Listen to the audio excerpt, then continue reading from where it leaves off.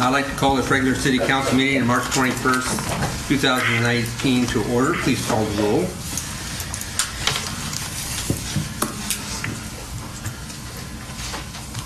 Isom? Here. Pfeiffer? Here. Flora? Here. Zingy? Here. Gage? Here. Coos?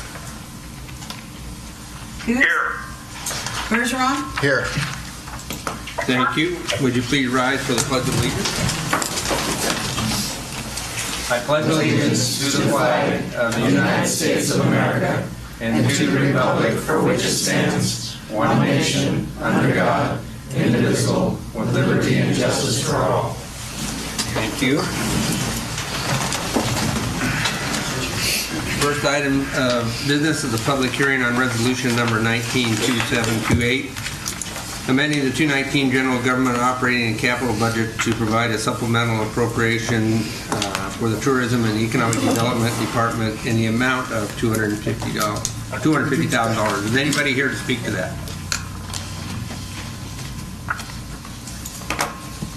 Seeing none, we'll close that public hearing and move on to communications. We have a number of things laid on the table. 7A2 in regards to agreement with TSEA and their health care. We have item 7B3, declaration of public emergency and the rental of some more diesel generators.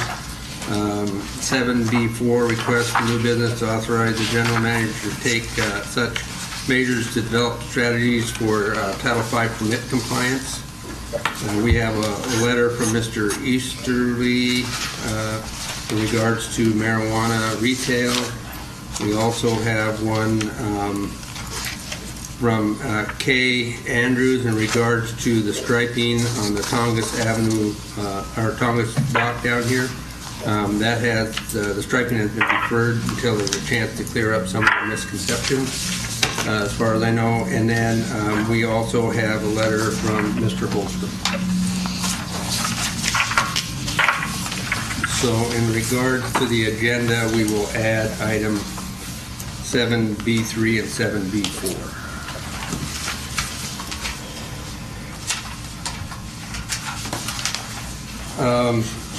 Brings us down to persons to be heard.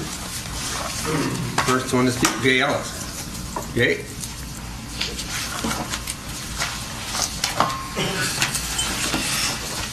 Hello.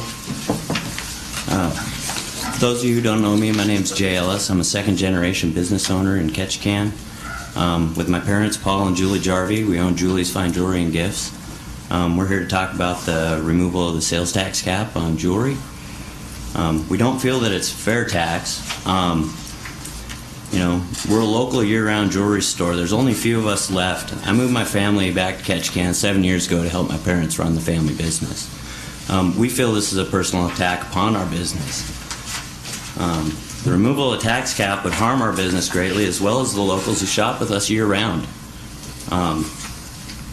Removing the tax cap will drive the only local shops left out of business. Unlike the chain shops, we only have one store. They have stores throughout Alaska and on the cruise ships. Sorry, I'm nervous. Not good at public speaking. But they have shops on the boats. What's to keep them from taking the item, going on the boat, running it through their store on the boat, or buying it in another port? Same item, same store, different port. We're going to lose money if we do this. Our community as a whole will lose money if we raise this tax. This is not the answer to the problem. They'll find ways to sell the same item. We'll lose the tax money altogether. All this will do is hurt the local business that always follows the rules set forth by you. We set forth an anti-hawking law. That law is one of the biggest laughing stocks downtown. We had one person who policed it and did a wonderful job. His name was Phil Alderson. Everybody knows him, great guy in the community. He cared greatly about how they were treating our local economy, what they were doing to people, how they were representing our town. This isn't the answer. You know, that has not worked. It did not work. This is the same deal. It won't work. It'll just hurt our local business. It'll hurt our local people. Jewelry's a luxury item. Yes, that's true. So is the outboard on your boat. So is the couch in your living room that you bought from Tonga's. So is the TV you bought from Walmart. Why is jewelry alone getting pinpointed? If you're going to lift the tax, lift it on everything. Don't pinpoint one business. It's not fair. It's a personal attack. There are 3 to 4 jewelry stores on this island, local, 2 year-round that are open. We provide a service to this community. We do our best to give everything we can to this community. We donate to everything. High school, sports, cancers, every auction in town. We're a member of the chamber. We're the Race to Alaska. We're selling tickets for it. We do whatever we can for this community. This is going to harm us. Free watch batteries for seniors. You know, this is stuff we do because we care about our community. We feel this is a personal attack by the people in charge of our community. It's not fair. If you're going to lift it for everything, not just one item. Thank you. Thank you. Any questions? Thank you.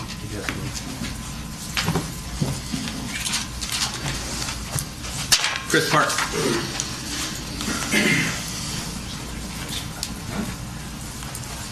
Good evening, Chris Parks. I'm the general manager of Tonga's Trading Company. I was up here about a month ago and talked a little bit, and I got a little bit more to add to it, I guess, tonight. There was a number of things on the agenda tonight that concerned me. I do want to thank all you guys, first and foremost, for all your hard work and the effort you put in. I know you guys got a lot on your plate, and to hear us come up here and complain about things that are specific to us, I understand it's probably hard for you guys sometimes, but there's a lot of important things going on right now in our community and our economy and stuff like that. So I've got a few pages of stuff to read here real quick, but I'll go through as quick as I can. I'm going to start with my third issue first because it relates to what Mr. Jarvie just spoke about, and that would be the proposal to remove the single unit sales tax cap on jewelry. I think that's plain wrong, and I think it is discriminatory. While many citizens may not like all the jewelry stores in town, they are a big factor to our economy here, both local and out-of-town business owners. They employ a lot of local people, local contractors. They patronize stores, restaurants, and more. They lease buildings and apartments, and through that, they pay property taxes and increase property values downtown. And most importantly, the majority of the people in the jewelry business are good, hardworking people, and they deserve better than this. If we want to discuss raising the cap on a single unit sales, I'm all for it, but discriminating against one segment of the business community is just plain wrong. It's just wrong. I'm going to go back to the first part of my agenda here. I want to talk about the proposal resolution against the governor's 2020 budget. And I agree that it will harm Ketchikan and Southeast Alaska's economies. But I believe that he presented the budget in a way meant to create a serious discussion about the things that really matter the most to our residents. In my opinion, I think we'd be better served to identify and prioritize the very most important parts of the budget that are important to us as a community, rather than imposing the budget as a whole. Because we all know that the budget cuts are going to have to be made. The state is going broke. We know we're going to have to cut somewhere.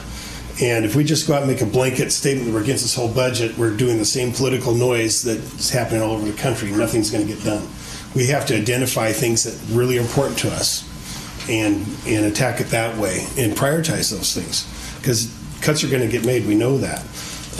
I believe, in my opinion, the number one priority being the Alaska Marine Highway Ferry System. I grew up in the state of Washington, but I've been here 20 years. In the state of Washington, the ferry system is part of the highway system.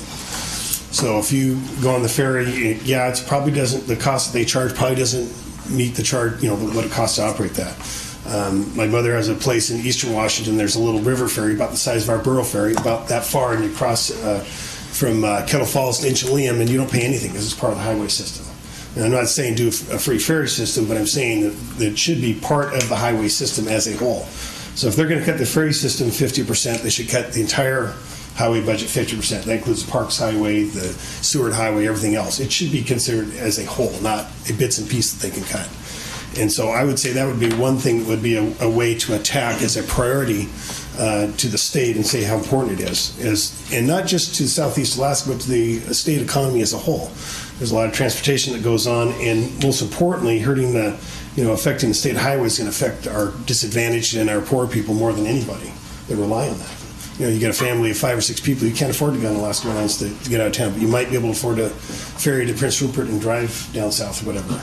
or to go to the other communities for, for games and stuff like that. A lot of us that grew up in other places, when we were in high school, you got on the bus to go to a football game or a cross-country meet or a music festival. And our kids here have to work really hard to raise money and get to sporting events. It's really a disadvantage. So I think that's one of the highest priorities economically more than anything for our community. So that's just my opinion on that personally. Regarding our economy in Ketchikan, Southeast Alaska, though, our cruise ship visitor industry is the only positive thing we have going right now. Again, in light of all the budget cuts and everything that we're up against. And the only thing we have that is growing and will grow more over the next 5-10 years, there's projected good growth in that. Now, I know a lot of people say, do we need more tourists here? And, again, if we had a mill going and logging industry and fishing was strong, maybe we could say that, but we don't have that right now. We don't have a logging industry per se. There's not much of that left. Fishing is severely restricted, as we all know. Again, we're most likely not going to have a king salmon derby again this year. We had salmon derbies here for 7 years, but there's not enough fish left to do that. So we got a lot of things that are affecting us negatively, and if we don't do this right on the cruise ship port reconfiguration, we're gonna spoil that too. So we need to not only take advantage of that growth, but more importantly, maintain what we have now.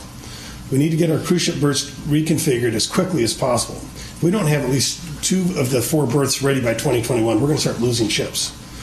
And we are the easiest cruise ship port to lose stops. It would be very easy to say, let's stop at, a longer stop in Vancouver or Victoria, or stop at Prince Rupert. There's already berths that are ready right there. This is the easiest of all the stops in Alaska. This is the easiest port to drop. We have the shortest port times, so we have the most risk of all the ports. In an example, if we had a 2,000 passenger ship that's replaced by a 3,000 or 4,000 passenger ship, and we can't dock that bigger ship and they have to go somewhere else, not only do we lose the potential gain, we also lose the 2,000 passengers we previously had. At one time, it was estimated that the average cruise ship passenger spends $158 in Ketchikan. I don't know what the figure is today. I'm recalling my memory from 10 years ago. But for 2,000 passengers, that's $316,000. For a season with an average of about 18 stops, that's $5,688,000 of revenue to our community lost. That we'll lose if we cannot handle those new ships. And that's just one ship not stopping here. Multiply that times 2 or 3 or 5 ships, the economic impact could be immense. So this is a really critically important issue for our community. Tonight, again, you're working on a professional services contract, and if that gets us as a community closer to getting the port reconfigured quickly, then I'm all for it. But if that means we're going to keep studying this for another 6 months or a year, I'm not for it. We've got to get something done now. There's also discussion how it will be paid for, but we all know in the end it will be paid for by the cruise lines and their passengers through port fees and passenger taxes. I've heard talk of some outside companies that could be brought in to finance the reconfiguration, and I believe that a private-public collaboration is the quickest and best way to get the project done. But why bring in a company from somewhere else when we already have a company locally here that we're already partnered with on Berth 4, that already knows what needs to be done and already has the contacts with the cruise lines? They're currently partnering in Skagway doing the ore dock up there. They're already successfully doing that. Now, maybe you have a problem with a private company making money, but as long as it doesn't cost the city money, it shouldn't be anything. We make our money on property taxes and sales taxes. If we can come out to a net sum zero cost to the city on these dock things, we should do it, and we should do it quickly and efficiently. Because economically, we need that activity. My suggestion is to partner with the private industry to get a Berth 1 reconfigured as soon as possible as a Phase 1A. The people I've talked to, that's the most important one that needs to be done so we don't lose ships. Phase 1B would be to get the lease on Berth 4 reconfigured and that dock reconfigured as well. If we got those 2 docks done, if nothing else, we would be set for the next 3 to 5 years. At least capture some of the growth that's coming. I think that by 2021, if we could have those 2 docks ready, we wouldn't lose anything. We would gain what's coming in the next 2 years because we have more coming, more available to us. I know there's some other factors to that too. As soon as possible after that Phase 1A and 1B, a Phase 2 project to reconfigure Berth 2 should be implemented. And with a Phase 3 would be any reconfiguration of Berth 3 if needed. A separate uplands development project utilizing state head tax monies for both the city and borough should be implemented by the time Phase 2 commences. I know uplands is an issue and it's a valid issue that needs to be handled. But we've got to get going on this and pushing as hard as we can. As long as the city has a zero or minimal net cost involved in this reconfiguration project, it's an economic win for the community, as the economic activity generates property and sales taxes for every business in town. Again, Tongass Trading generated over $1 million of property and sales taxes last year. And I can see that increasing if we're growing. If we're shrinking, it's going to go the other way. And 80% of our sales volume is through the cruise ship industry now, indirectly or directly. That's how important it is to us as a company. We do some local business. We're here for the local community, but we would not be able to have the inventory we have or the stores we have if there wasn't a cruise ship industry here. And if that contracts, we're not going to go out of business. The city's not going to dry up and go away, but we're going to have a lot more economic pain. We're talking cutting budgets at the state level. All we have to rely on is ourselves here right now. So my saying is just let's get it done.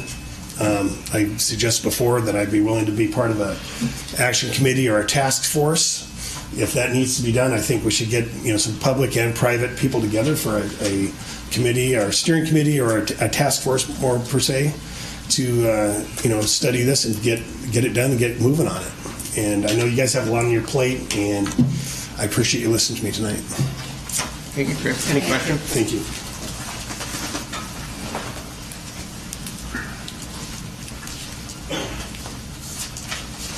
Jay Mahadi? Did I say that right? Good evening, folks. My name is Jay Matani. I own the Gold Rush. I've been in this community since 1997. I am a local business. I'm open all year round. I'm going to repeat what Chris and Jay have stated, but with several narratives coming into play.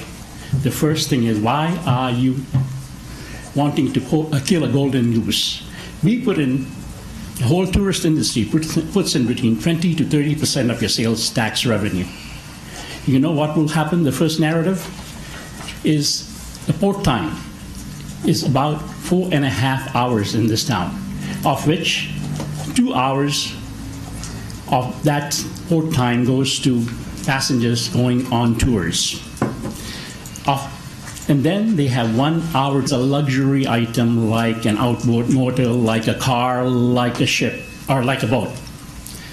To make a decision to buy a piece of jewelry for $1,000 or $10,000, a person needs some time.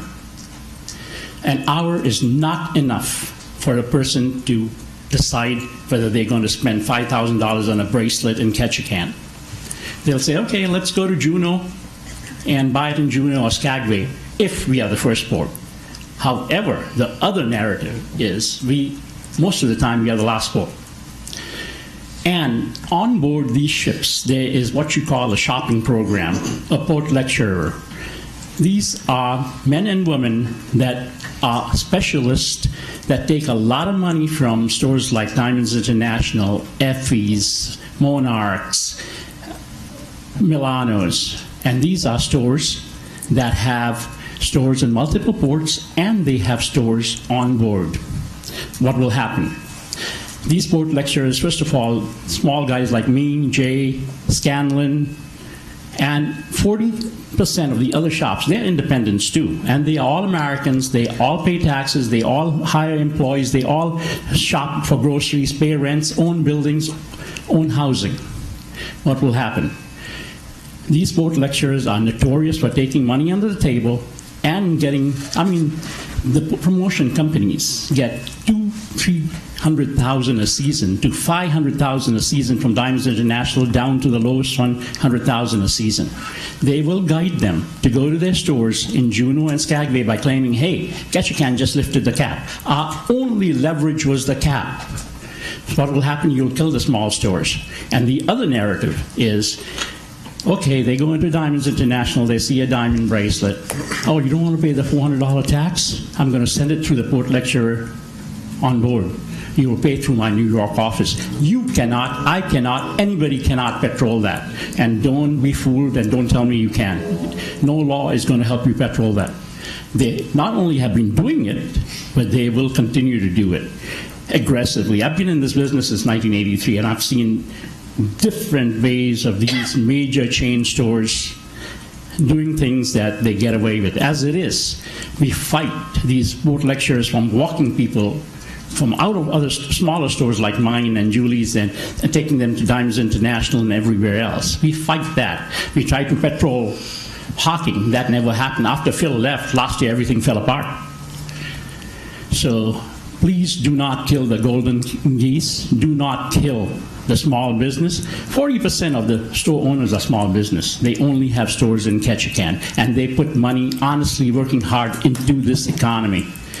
Your share of 30% of taxes, you remove the cap, that share will go down to 10 and 15%, even though you think you're going to get a higher share, because the pieces will be sent on board, the pieces will be sold in Skagway and Juneau and everywhere else.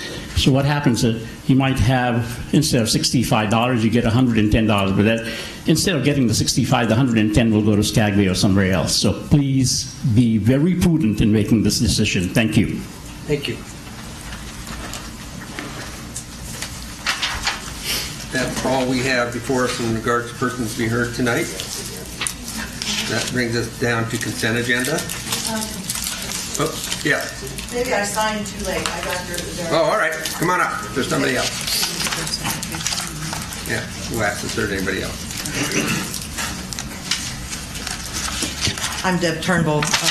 I've lived in Ketchikan for 27 years now, and I'm here representing KRBD, Ketchikan's public radio station, this evening. I understand we're in the resolution. I spoke before the borough last week to thank them for including public radio and the arts in that resolution. And I just want to share some information with you.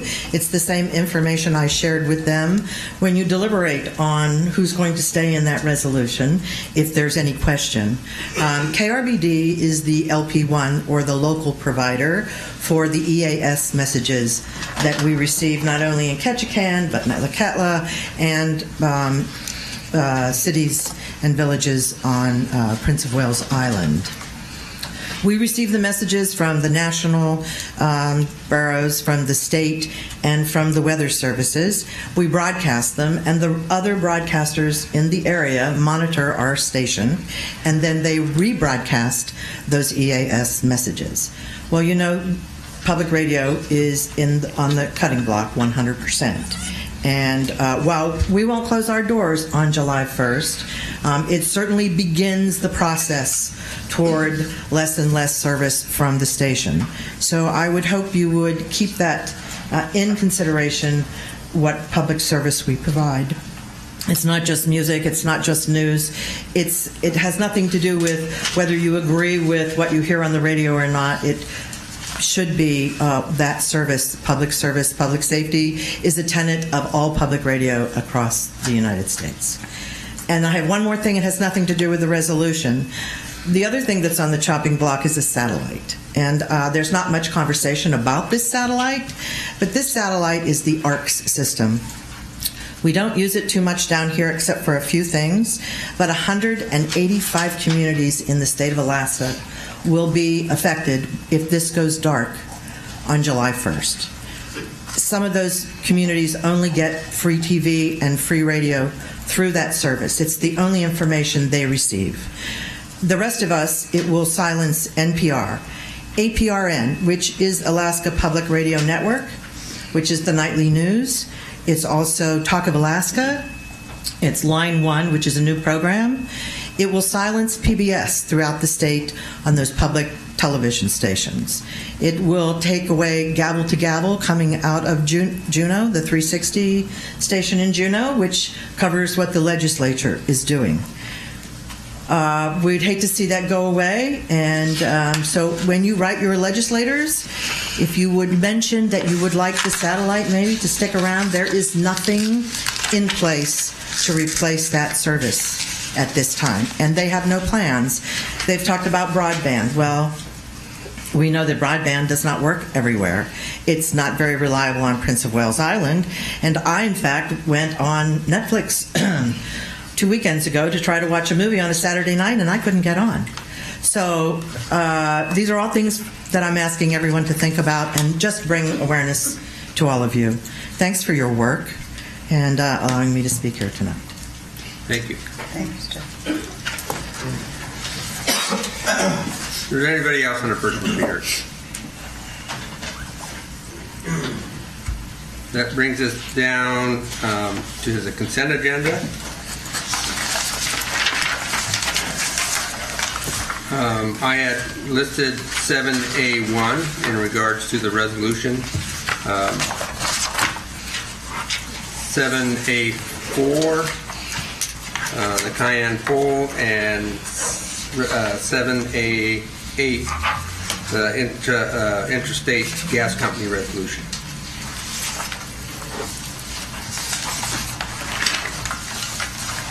Your Honor, Yeah. I move to consent, adding 7A4, 7A1, and 7A8.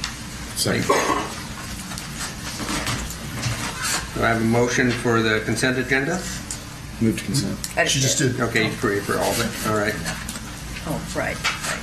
Would you please read the item? He didn't even left yet. He's already ignoring. Yeah.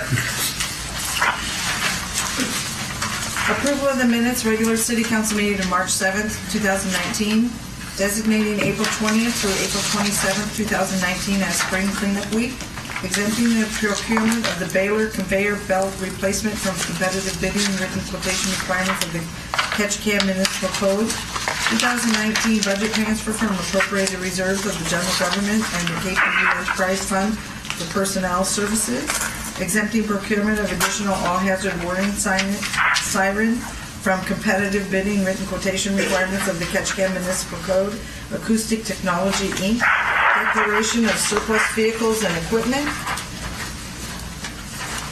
exempting the procurement of feed control manager system and support services from the competitive bidding written quotation requirements of the Ketchikan Municipal Code, Ubiquity.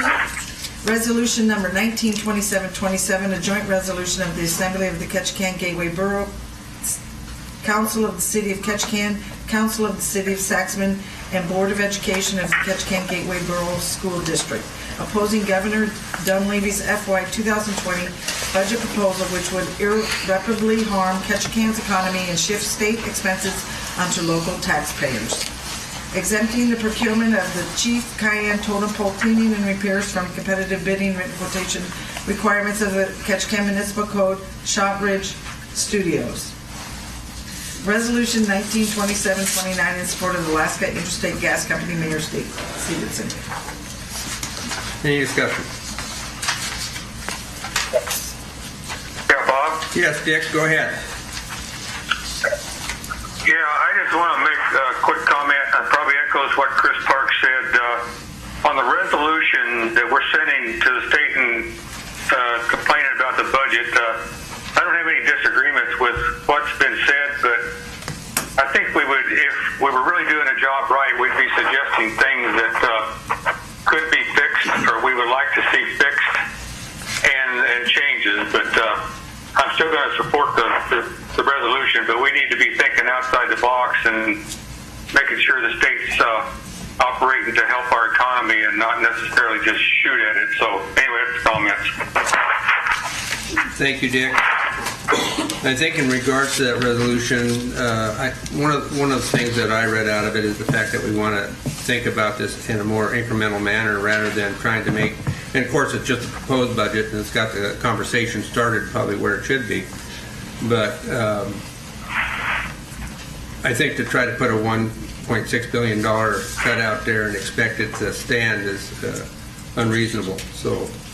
And then to completely stop transportation and things like that. So I think there's some things in the resolution that speak directly to it, and they may not have the fix, but again, that's going to be up to the legislature and how they manage that. I have a quick question about the gas. So is this just to have a conversation about it? Yes, there's an organization, the Alaska Interstate Gas, that's been working within the state and state legislature that have been proposing that they want to bring natural gas to Southeast Alaska. And the resolution just states that if they want to come into Ketchikan, we'd welcome the opportunity to have another utility here that would provide natural gas. Anything else? Please call the roll. Bergeron. Yes. Coos. Yes. Gage. Yes. Zingy. Yes. Flora. Yes. Kiefer. Yes. Isom. Yes. Thank you. That passes. Brings us on to unfinished business, general government liquor license renewal, loyal order of Moose Lodge 224 club license. within the packet, there are two motions. And I don't think that they're particularly square with everything at this particular point, so I think a recommended motion would be alternative 2.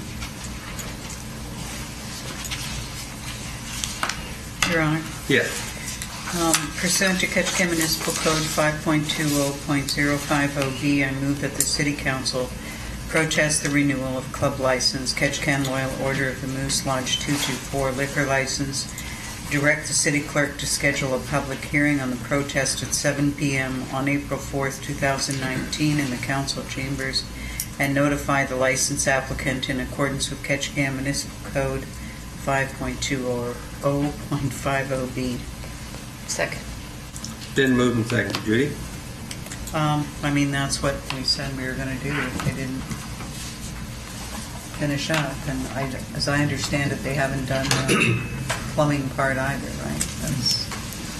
But if they do, for the next meeting on April 4th, even though we do the protest, we can give them to a specific date if they bring it in.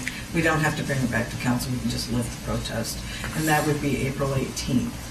The board, Alcohol Marijuana Board, meets on the 29th, 30th, so they need to just know before that time. But we'd still have to do all the paperwork and as if it's going through. And this is just for you to do that, get it ready. And Correct. We have to have a public hearing, that's just part of the code, and then get it out, all the letters out. But they do have an opportunity up to April 18th. 18th. Be Friday. To come in, and all we have to do is rate. 18th, it's a Friday. I think our meeting's on the 18th, we're moving to the 22nd. Yes. Because of the secret, but he can still have to that Friday, we don't have to bring it back to that next meeting. Anybody else? Please call the roll. Coos. Yes. Gage, Yes. Zingy, Yes. Flora, Yes. Kiefer, Yes. Isom, Yes. Bergeron. Aye. That passes 7-0. Brings us on down to new business 7A2, memorandum of agreement between the City of Ketchikan and Ketchikan Public Safety Employees and Association PSEA. And I think there's a lot 7A2 laid on the table in regards to that with a motion.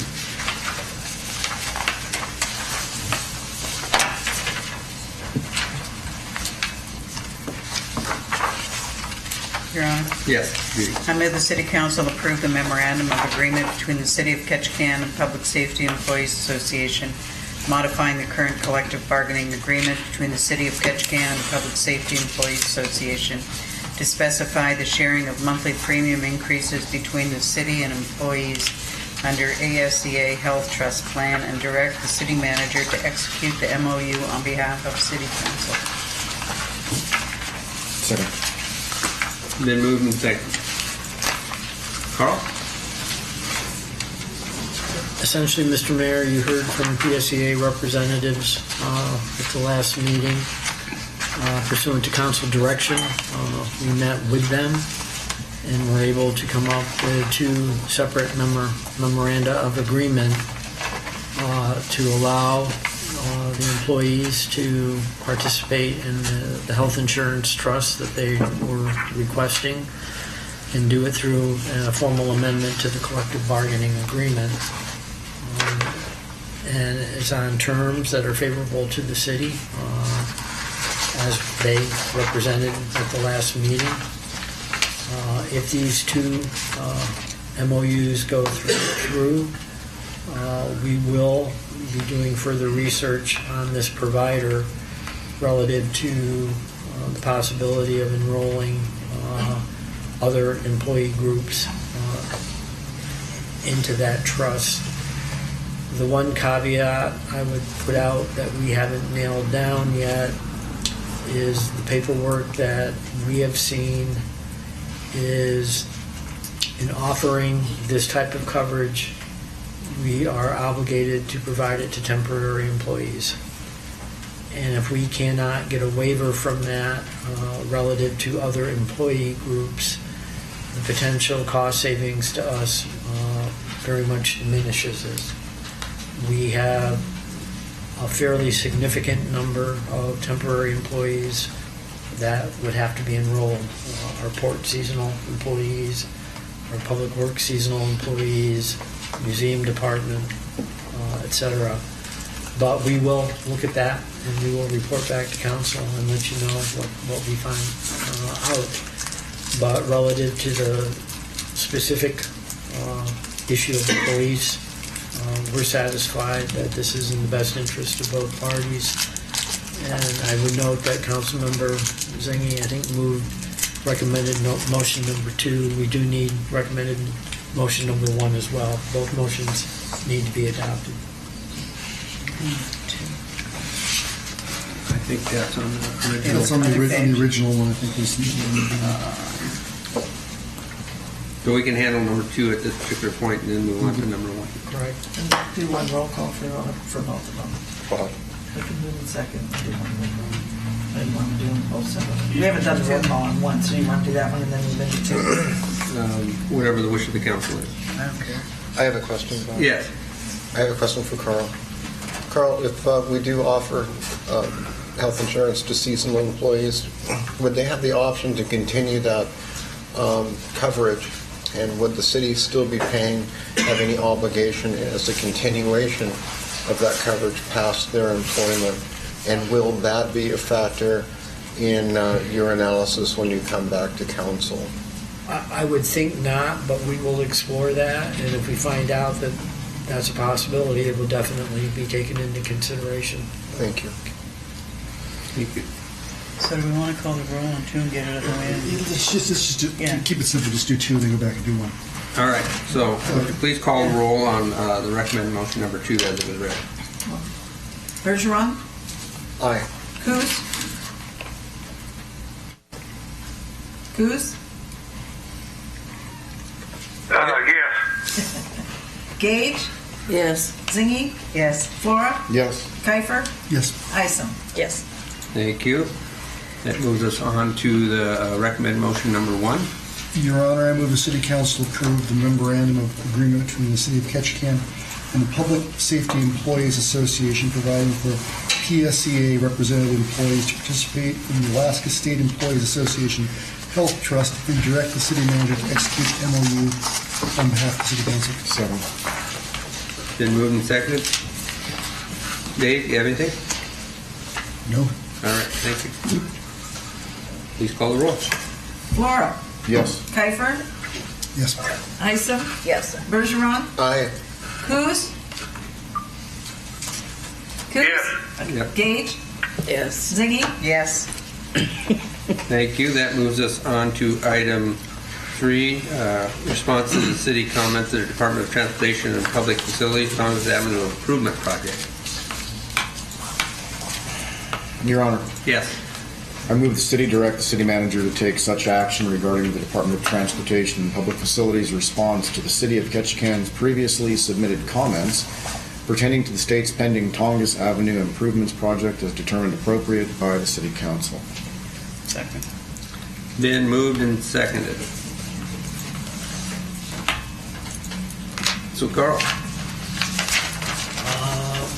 Mr. Mayor, pursuant to your direction last fall, we filed comments with DOT on the project from the tunnel to Hoadley Creek. Council was quite specific in terms of the concerns that it expressed. That was reflected in the correspondence that the Public Works Director submitted on 2 occasions to the Department of Transportation. We received their response, and with one minor exception, they paid absolutely no attention to the comments that we submitted. As I said in my cover report, I don't think further discussion with DOT at this particular juncture is going to be productive. If the council wants to pursue its concerns, I think the next best step is to direct Mr. Hilson and I to work with our lobbyist and the offices of Senator Stedman and Representative Ortez to try to intercede on our behalf and see if we can get some common ground with DOT. But the response as is not going to be the project the council indicated it wanted to be the final product. Kelly. So is that means they're going to put those mediums back in? That's my understanding. Mark, you want to?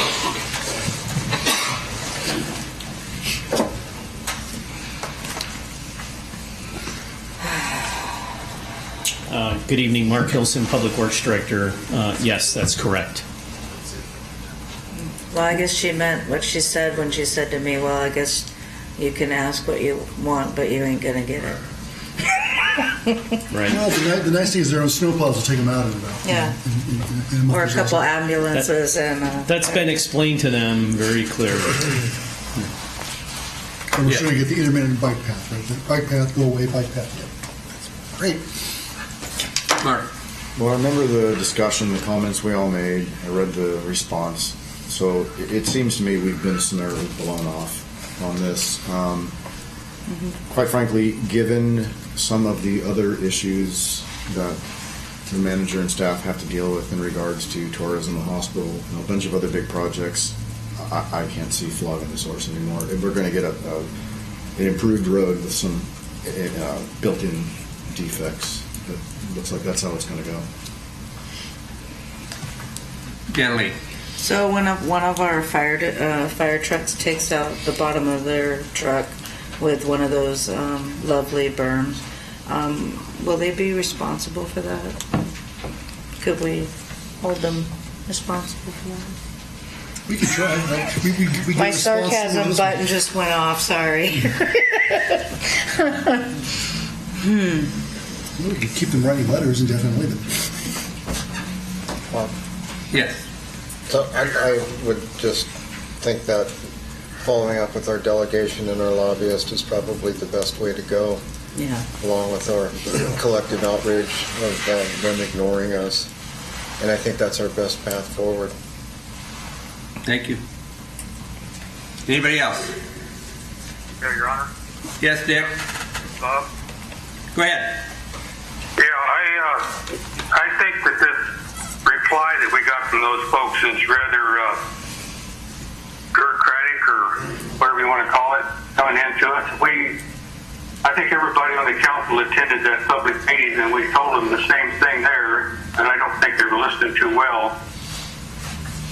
And I think that we can work with the lobbyists, but I think we should direct a letter to the DOT commissioner, the governor. They don't fit with our town. It has to be our town, and we ought to have something to say about it. We're not getting any to say about it. So I don't really care if this thing doesn't get done for another year. But we need to do our best effort to keep this community the way we want it and not the way they want it under federal rules, which I know they can play with if they want to. So I encourage us to have you as the mayor and the manager make contact with at least with the DOT commissioner and the governor and with letters to the federal delegation, because that's where it starts. And I think we've got a federal government right now that isn't very happy with a lot of regulations, and this is what this is, a whole bunch of regulations that don't do a whole lot for good for nobody. So anyway, that's my thought. Mark. A question. Follow up on Mr. Coos's comment. If we decided to fight this and potentially delay it, given the state's new budget constraints, would we pose any realistic risk of losing some of that or all of the funding to get the road repaired? Depending on how forceful the council wants to be in its comments, that I would think could be a possibility. Although I think we have strong representation in Juneau who would try to look after our interests and not have DOT reprogram that money. But I don't think I have to remind anybody in this room, we had a whole bunch of money programmed for a bridge over to Gravina, and it got reprogrammed elsewhere in the state. So I think you got to keep that in the back of your mind. While we were in Juneau on our legislative fly-in, we had the opportunity to meet with DOT. And when we met with the head of DOT, I thought he was very receptive to the comments that we had in regards to Tongass Avenue. And apparently it didn't relate into the comments we had made to the engineers. This is kind of a departure from the group that we were able to work with on Stedman Street and Mill Street in front. I mean, they came down, they listened to them, they took them at heart, they asked questions, they worked with the public, and they made some changes. And I just see where, and I'm especially concerned about the changes in lanes of bicycles and the retiming of this Jefferson Street light. I have some real concerns about that, and it's just like they're ignoring the comments, and as engineers, they're just going to move forward with what they want to do. So I think that it's very appropriate for us to contact our lobbyists and work through them to apply pressure in Juneau. So with that, we have 4 hands to give Carl direction. I think that's all we probably need to do at this particular point in time. I see the hands, so I think we'll move forward with that. But not so hard if they cut the project all together. Yeah. Because I don't want to see that money go to Wasilla too. Yeah. Just give them a little nudge. So that brings us down to item new business 7A5, resolution number 192728, amending the 2019 general government operating and capital budget to provide supplemental appropriations for the tourism and economic development in the amount of $250,000.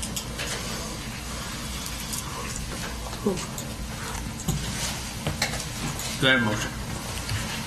Your Honor. Yes. I move the City Council approve resolution number 192728, amending the 2019 general government operating and capital budget to provide a supplemental appropriation to the Tourism and Economic Development Department in the amount of $250,000, authorizing certain budget transfers and establishing an effective date. Second. It's been moved and seconded. Mark. Well, I think I'm just going to ask for an update on the manager given the receipt of today's letter and just see where we go from here, because it was in a little bit of a 11th hour information. Mr. Mayor, the motion is consistent with the direction that the council gave at the meeting at March 7th. It is clear that there has been some type of miscommunication with the Andrews, and you and I discussed that today, and pursuant to your request, I've already instructed the Public Works Director to hold off with any restriping of that lot pending additional discussions with the Andrews. And I will attempt to schedule that next week if Mrs. Andrews is back in town. I'd like you to attend that meeting as well, and we'll have the Public Works Director and see if we can find common ground, and we will report back to the council the outcome of those discussions and go from there. Thank you. Any other questions, comments? Well, I would hope you would. Yeah, Bob. Generally, then you, Dick. I would hope that it would be stressed that the lot doesn't really get used efficiently now due to the fact that the spots are so tight that the majority of people who do even go to the businesses probably, I mean, I know multiple people that they park back here. They go through the alley and down the stairs. I know I don't park in there. And only, I mean, accessibility is an issue with the lot.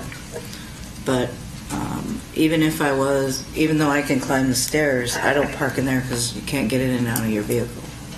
Mr. Hilson and I will make all the information available to them and try to explain what we're trying to do. And, again, I'll report back to council, and then ultimately the decision will be a council decision as to how you want to proceed. Thank you. Dick, go ahead. Yeah, I'm not going to support this motion. As you recall, last meeting, whenever this came out of a executive session with no public input, in the public, it may have been behind the scenes, but I'm not going to support it. And I think there's some good parts to it. I don't think there's some well thought out parts to it, so I'm just simply not going to support it. Thank you, Dick. Judy? So I talked with Ms. Andrews today, and she's just looking for some input. She felt that, somebody should have reached out to her. She had some concerns. She's out of town. That's why she sent the letter, and so I appreciate it if you guys reach out to her. We will do that. I talked to Mrs. Andrews before she left town as well, and we will try to get the information to her. Thank you. Thanks. We still have the motion on the floor for the $250,000. Any other? No? Please call the roll. Not this point. Bergeron. Aye. Hughes. No. Gage. Yes. Zingy. Yes. Flora. Yes. Kiefer. Yes. Isom. Yes. That passes 6-1. Brings us on down to item 7A6, professional consulting services for port reconfiguration and execution strategies, Bermillo, Osmond, and Partners, Inc., B&A.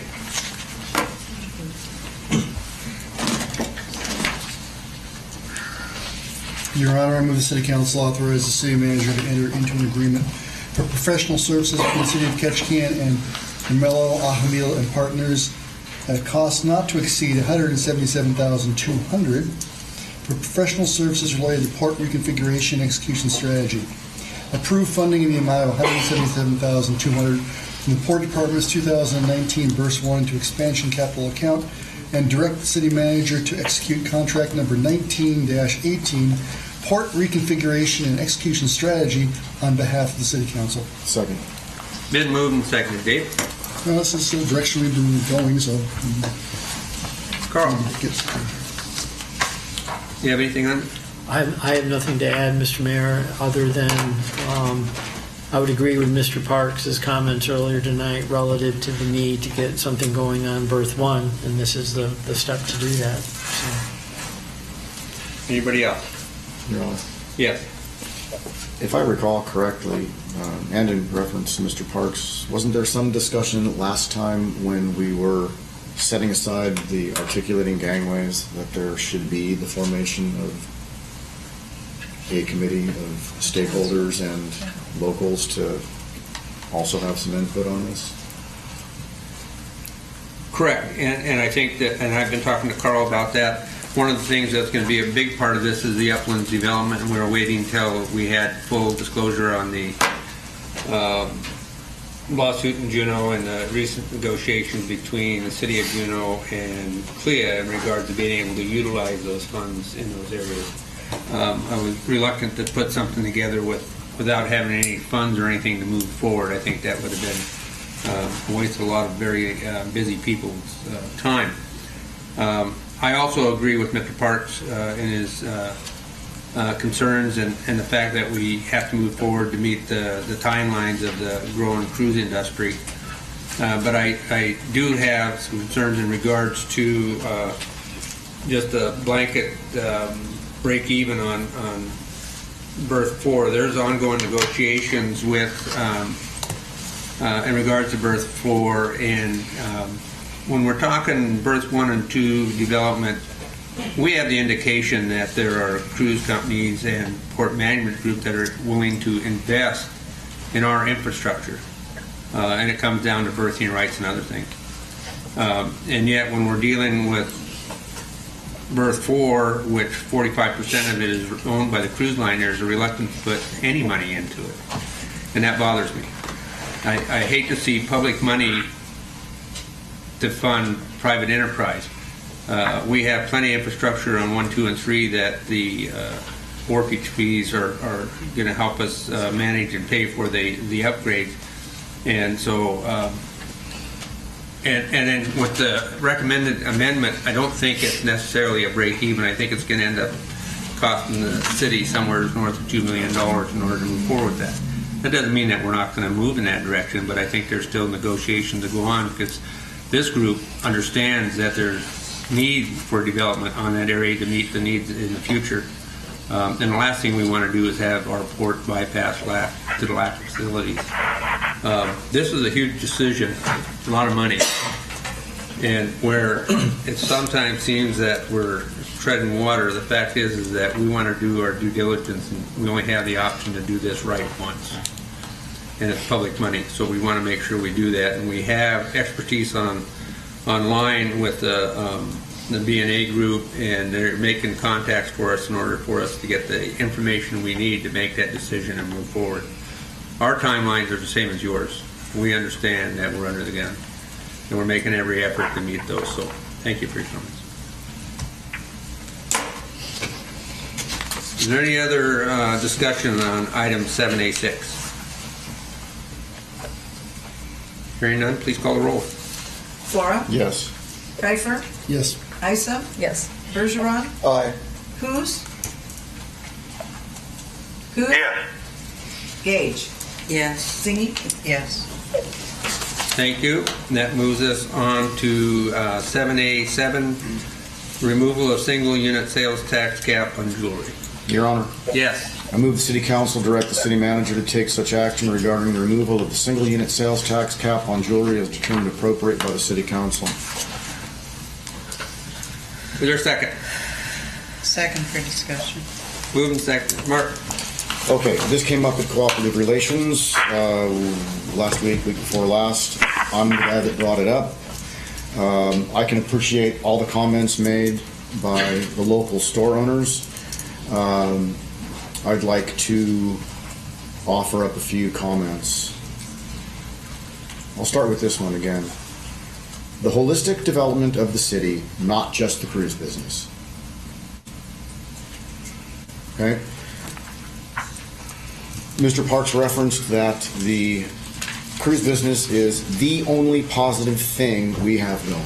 The only positive thing we have going. 2 weeks ago, a month ago, he was here. He also said, right before, right after that, the town's worse off than it was 10 years ago. Okay? The cruise industry is the only thing good we have going for us, apparently. While it would require some extra work, some extra effort on the part of those in the jewelry industry, I don't think this is going to kill the golden goose. This is $65 on a multiple of 1,000. If the folks decide to leave town and go to Juneau and buy the jewelry there, there's no sales tax cap on jewelry in Juneau. We haven't raised the sales tax cap since 1978 in Ketchikan. I don't know what that adjusts to with inflation, but I'm pretty sure it would be fairly significant. Jewelry, people buying high-priced or top-end jewelry off of a cruise ship is probably the epitome of the definition of disposable income.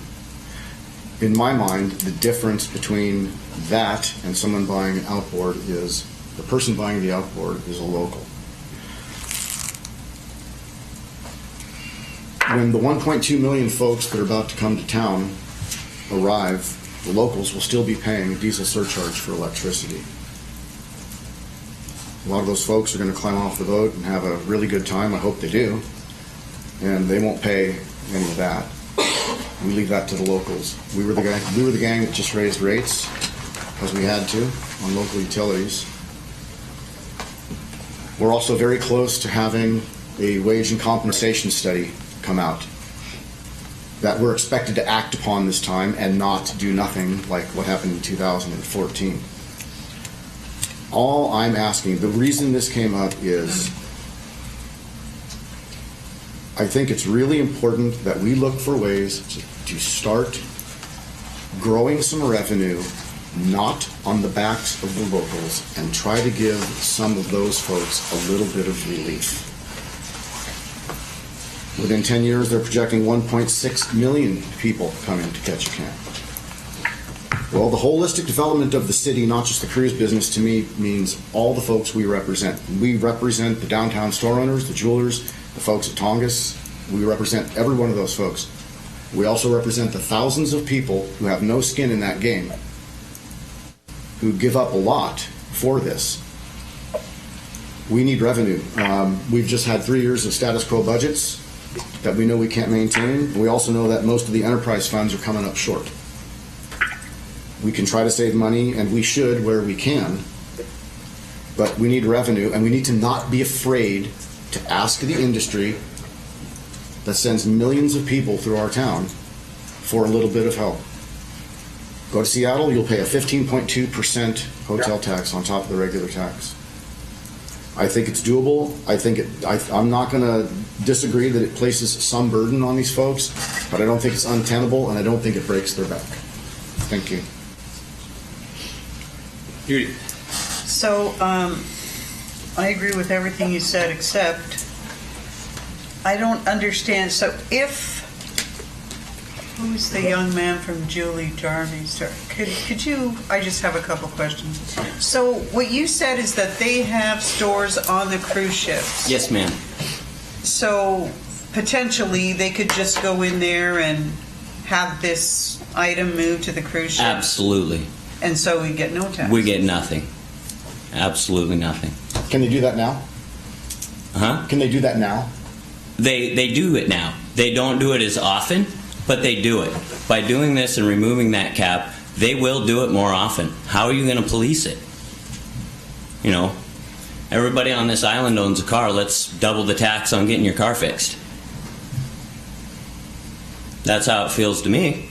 You know, you're singling out one business, one item. What about all the local art that's sold in this town? How about all our priceless art that goes out of this island? You're not going to tax that? Way more art goes off this island than jewelry. Double the income tax on T-shirts, or the sales tax, excuse me. 3 million T-shirts go out of here a year, compared to 20,000 pieces of jewelry. You know, I think you really need to investigate where the money's at. You think we make money hand over fist. Our business takes out a $100,000 bank loan every year to stay open in the wintertime, to provide a service for you guys, for the locals. We don't make money hand over fist. This will kill us. It will crush us. Thank you. Just one more. Over here. I can't support this. When I saw it on the agenda, I kind of knew I couldn't support it, and it's not based on what anyone said tonight. I just can't support I disagree with what you said, that I believe you said locals don't buy jewelry, or maybe you just said cruise ship passengers are the only ones that buy jewelry. No, didn't say either of those things. Because locals buy jewelry too. I said locals buy outboards. is what I said. Okay. And locals own jewelry stores here. And to me, if we're going to raise the tax cap, raise it across the board. I mean, I can't agree with I get my car fixed at your shop, at your business, you know? And I appreciate that, but that is a separate, that's independent of this discussion. Business, that needs business. to be separate from this. I guess the question I had, did the Cooperative Relations panel consider, because I know the issue of raising it on everyone has been raised in the past before, and the panel didn't approve that, so did they consider that this time, or did they just go straight to focusing on the jewelry stores? There were several options discussed. Raise it on everything with the exemption of rent. Raise it seasonally also came up, and that seemed to raising it on everything for everybody or seasonally did not seem to get very far. And then there was a discussion of, separate from that, the beginning of the tax of online sales, which should also help city and borough revenue as well. And honestly, folks, Mr. Jarvie, I understand. If I were in your, Mr. Ellis, actually. I'm sorry. I would absolutely, if I was in the jewelry business, I think I would stand to that podium just like you. I respect your position. So I'll reframe the suggestion and hope for some help from you guys. So when are we going to stop being afraid to ask the tourist business to contribute a little bit more to help the locals? Why don't we ask the right businesses? Well, what about the How tour about all- companies with all the buses that pollute our roads and fill it up full of black smoke? There's thousands that get on that compared to walk through the door of my store. And inviting. There's I'm open to that plenty discussion. of options. Don't All just right. attack jewelry. Okay. So I'd like to kind of make a suggestion. I don't know if it's going to fly, but we just started Amazon and online sales. They've just started collecting tax, right? Correct. So I wonder if we wait to see what that generates and then go back to the table and look at where we're at then. I mean, I agree with you, but I don't know that hearing that they have stores on the ships and that they can just go do that, why wouldn't they do that? I think I would do that if I was a tourist and there was no cap on jewelry. Not that I'd ever buy something that, I mean, you're that would matter, picking but I'm on the just honest saying, you know, people. like, why wouldn't you do that? So that would be, I mean, up until that point, I was like, but if they can just skirt around it and do it, I don't think they do it as often for $65. It'd be kind of a hassle.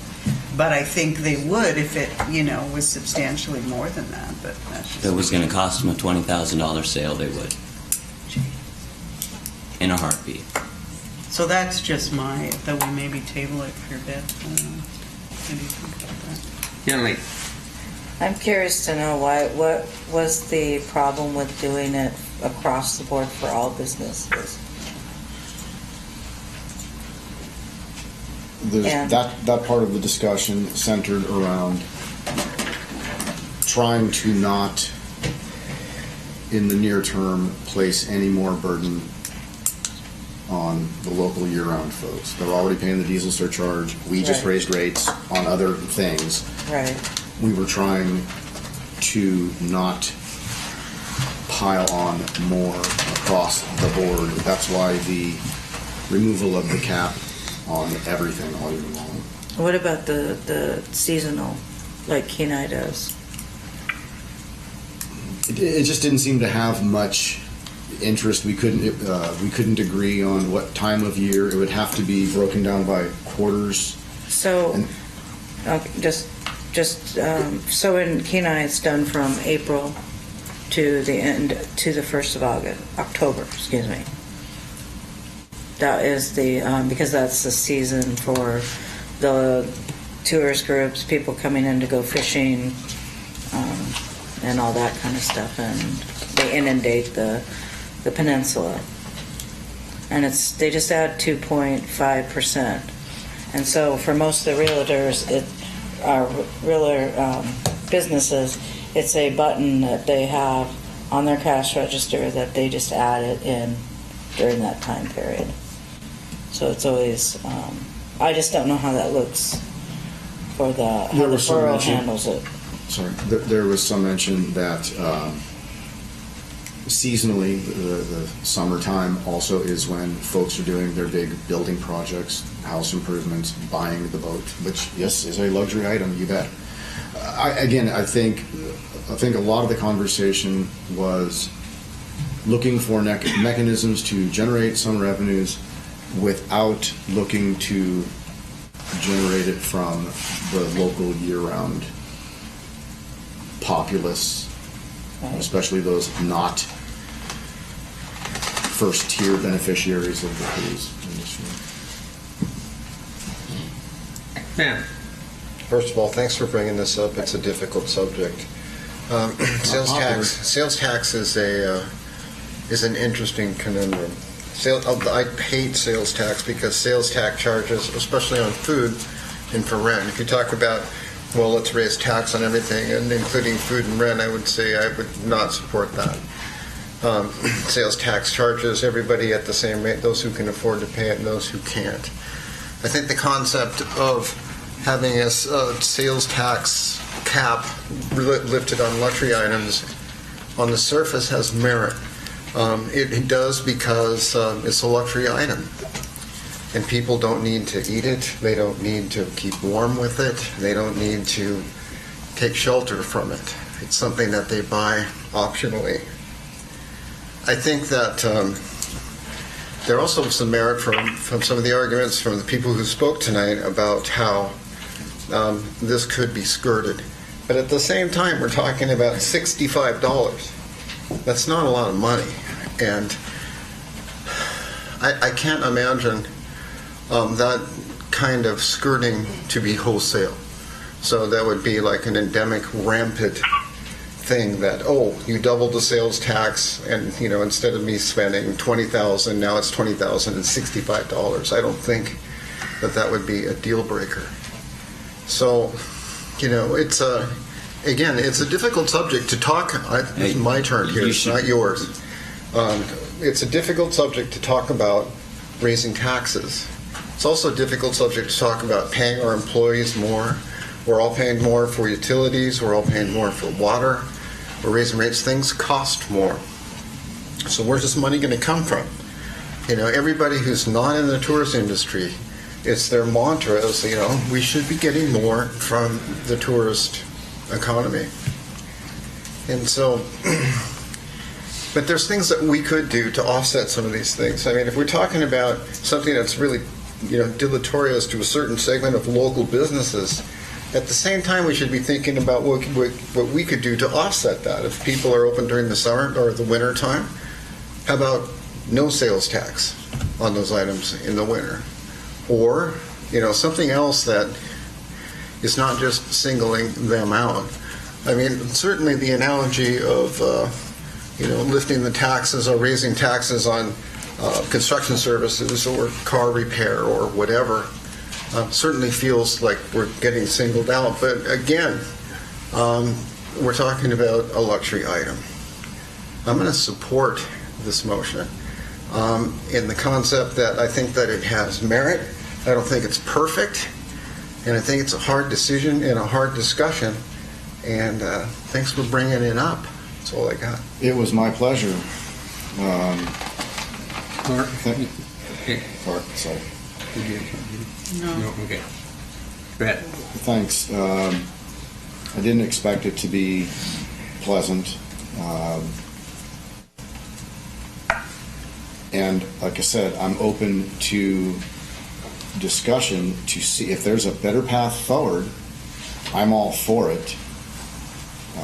And I wouldn't want my business singled out. I am going to point out the differences. Mine is very utilitarian. People need what I do to get to work. Me too.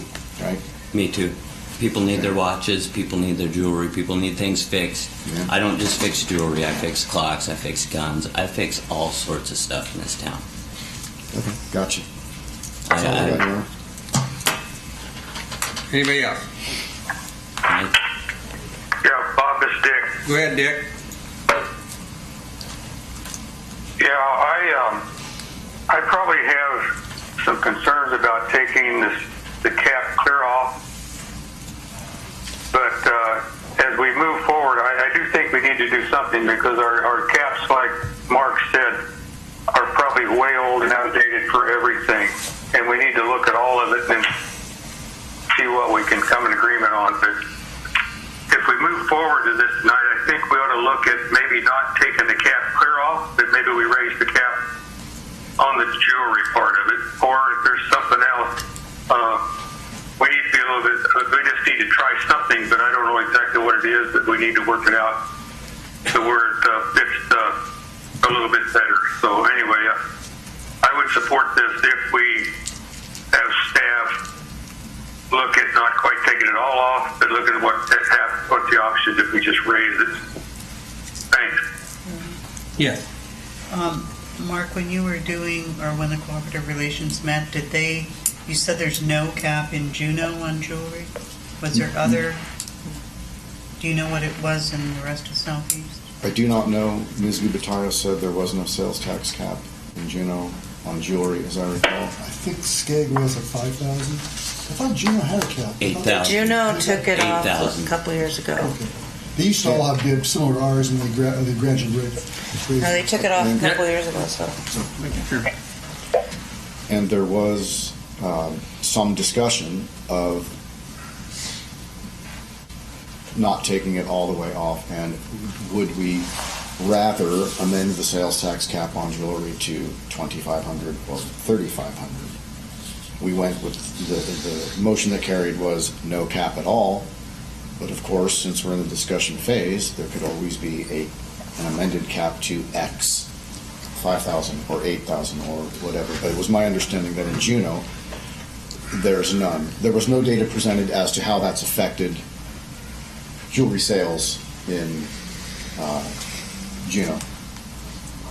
I don't know if that's information we could gather from those folks or not. Anybody else? So for me, I'd rather err on the side of caution and either defer or defeat this at this time and bring it back at a later date when we have some data in regards to a larger discussion in sales tax caps, whether there should stay at take it all off, or there should be a more reasonable area-wide or something like that. So we don't have to make this decision today. And if there are still questions to be asked, go ahead, Judy. Your Honor, I'd like to suggest that maybe a couple of council members that we work on this and that we gather some data and with the help of the staff and bring back something that, approach some of the businesses and see what they think is reasonable and get some input. I think getting additional input from these guys would be great. Yeah, you bet. Give you all the info you want. Okay. I just think it'd be worthwhile doing it, including more people. Sam. Too many more. Were you done, Judy? Pardon me? I said, were you done? Yes, I'm done. Okay, I don't mean to speak over the top of you. I think that there were some interesting points brought up about how there could be end runarounds and things like that, and an actual reduction in sales, an actual reduction in sales tax receipts in general in this particular sector. I think that whatever we do, it should be temporary. I mean, we should look at this and see what actually happens in our market. And if it turns out that there's a marketable decrease, then we're realizing that this isn't working, and we need to not do it. So I think in generally the idea has merit, but at the same time we need to be very careful about we're all here to meet the best interest of our community, and so if we're taking in less money, costing jobs, we're not meeting the best interest of our community. So I want to be careful about that. And thank you. Thank you. So we have a motion on the floor in regards to removing the single unit sales tax cap on jewelry as determined appropriate by the city council. What do you want to do? I'll amend to defer it. Okay. Second. There's been a motion to defer? To defer, but defer is pretty broad. So what are we deferring to? When's your next meeting, Mark? The date isn't. Is it the 7th? April 17th. Oh. Would you guys like tax day? So Carl has something. When was this? Yeah, Carl. I would just add one comment, Mr. Mayor, relative to the next meeting of cooperative relations. At its meeting Monday night, the issue of what the Cooperative Relations Committee did was discussed with the Bureau.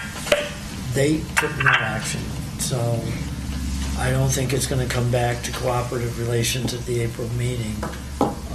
If the council defers and wants to do some further review and come back with a specific recommendation, then that can go back to both cooperative relations and the Borough Assembly to at least tell them this is our position, whatever that position might be defined as. Well, I think there needs to be a larger discussion involving both the city and the borough, because it'd be hard to put a tax in that both parties didn't agree to. And it's been related here by the council. It is a larger discussion. It's just not any one single item.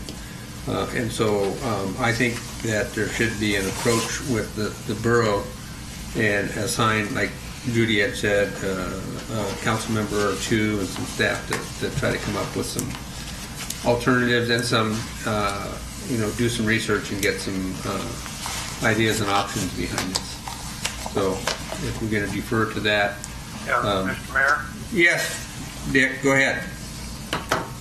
Yeah, Bob, I think the approach that it sounds like we're going to is a good idea. I don't think I'm going to say have to be in a rush, because if we do something like this, it's almost impossible for a business to implement something like this during this coming season.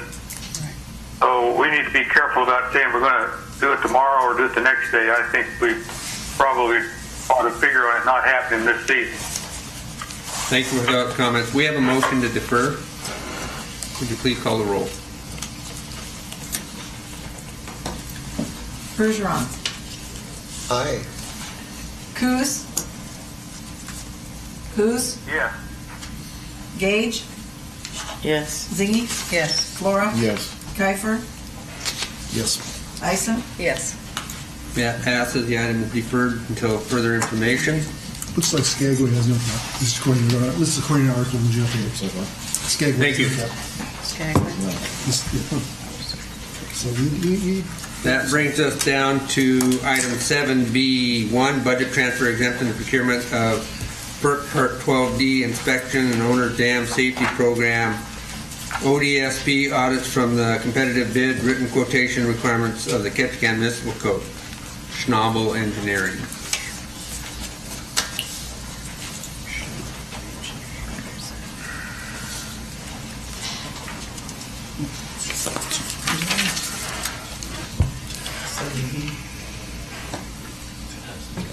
Seven B1. Okay, Your Honor. Yes.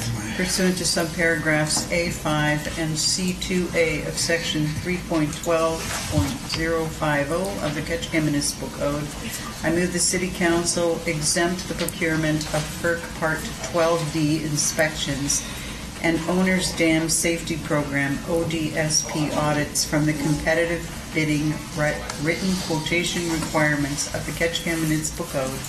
Authorize the general manager to purchase such professional services as detailed in the Senior Project Engineer's Memorandum dated March 7, 2019 from Schnabel Engineering at a cost not to exceed $147,800, and approve a budget transfer in the amount of $32,800 from the Electric Division's 2019 Engineering and Architectural Services account number 640.02 to the FERC Part D inspection and ODSP capital account. second. Breathe. Ditto. Judy. I'm good. I read that. She had such a beautiful reading. I just had to second it because I just was overwhelmed with the motion. Bob, Yeah. I have a question. What's that? I have a question from the manager. Yes.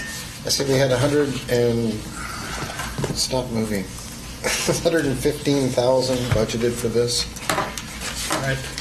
So, is there any explanation why it's more expensive than what the budgeted item was? Or was that just a guess when you It was a projection, and then we went out and started talking to specific firms, and they did their pricing accordingly, and this is what Schnabel quoted back to us. Is this something that we do every year, Carl? Not every year, no. These are your FERC mandated inspections, and they come periodically. Every 5 years or so? 5. Yeah. Okay. So 5 years ago it was less expensive. Probably. In 10 years from now, it'll be more expensive. Probably so. So I'll ask that in 5 years. Denny, would you like to come up? No, that's No. you can relax. We're good. Thank you. So, and I talked to Carl just a little bit about this, and either Andy or Denny or Carl can speak to the fact of how we go out and choose this particular engineering company. Is it just that there's a relationship we already have with them? They've done work for us, and is this just I guess a doorway into a larger scope of work? So I understand that the relicensing and all the stuff we're doing with FERC is going to be quite extensive over a period of time. We did not put out a formal procurement for these type of professional services. We're not specifically mandated to do that. This came about as a result of Ms. Holstrom's review of consultants who do this type of work and her knowledge of those firms and who she's worked with in the past. We could do a formal procurement if that's what the council would like. I'm not going to tell you that the end result would be cheaper. It could be more. But if you would note that the report we laid on the table today relative to the Title V permit considerations we have on our generators and what we have to do relative to trying to keep the regulatory agencies from the door, I think that's where our priority has to be right now, not writing requests for proposals for Part 12 dam inspections. But ultimately, that's a council call. But that's my recommendation. I'm satisfied with the senior project engineer's procurement that she went through to bring this to the council. Thank you for that. And my intent wasn't to necessarily put it out. I just wanted to make sure that everybody is aware of the process by which we can use in order to move forward with these type of projects and make it clear and obvious. So I have no problem with that. Any other discussion? Hearing none, please call the roll. Zinni? Yes. Flora? Yes. Kiefer? Yes. Isom? Yes. Bergeron? Aye. Coos? Yeah. Gage? Yes. Thank you. That moves us to item 7B2, budget transfer premium pay for power plant dispatchers, operators, and power plant mechanics during extended diesel runs.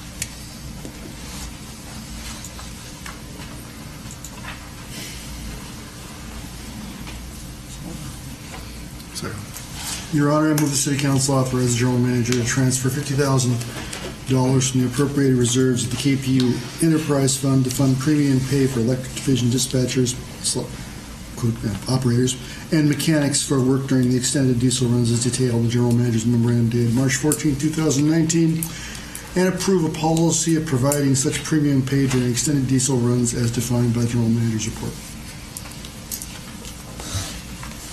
Is there a second? Second. It's been moved and seconded. Dave? Well, I think we've all been driving by the Bailey, seeing the smoke. The diesels are running. Even with the recent rains, the diesels are probably going to be running for a while. And I think we just need to use the electrical term, true up, to the people who are actually keeping them going. Carl? Then you want to speak to it all, or would continue? Go ahead, Mark.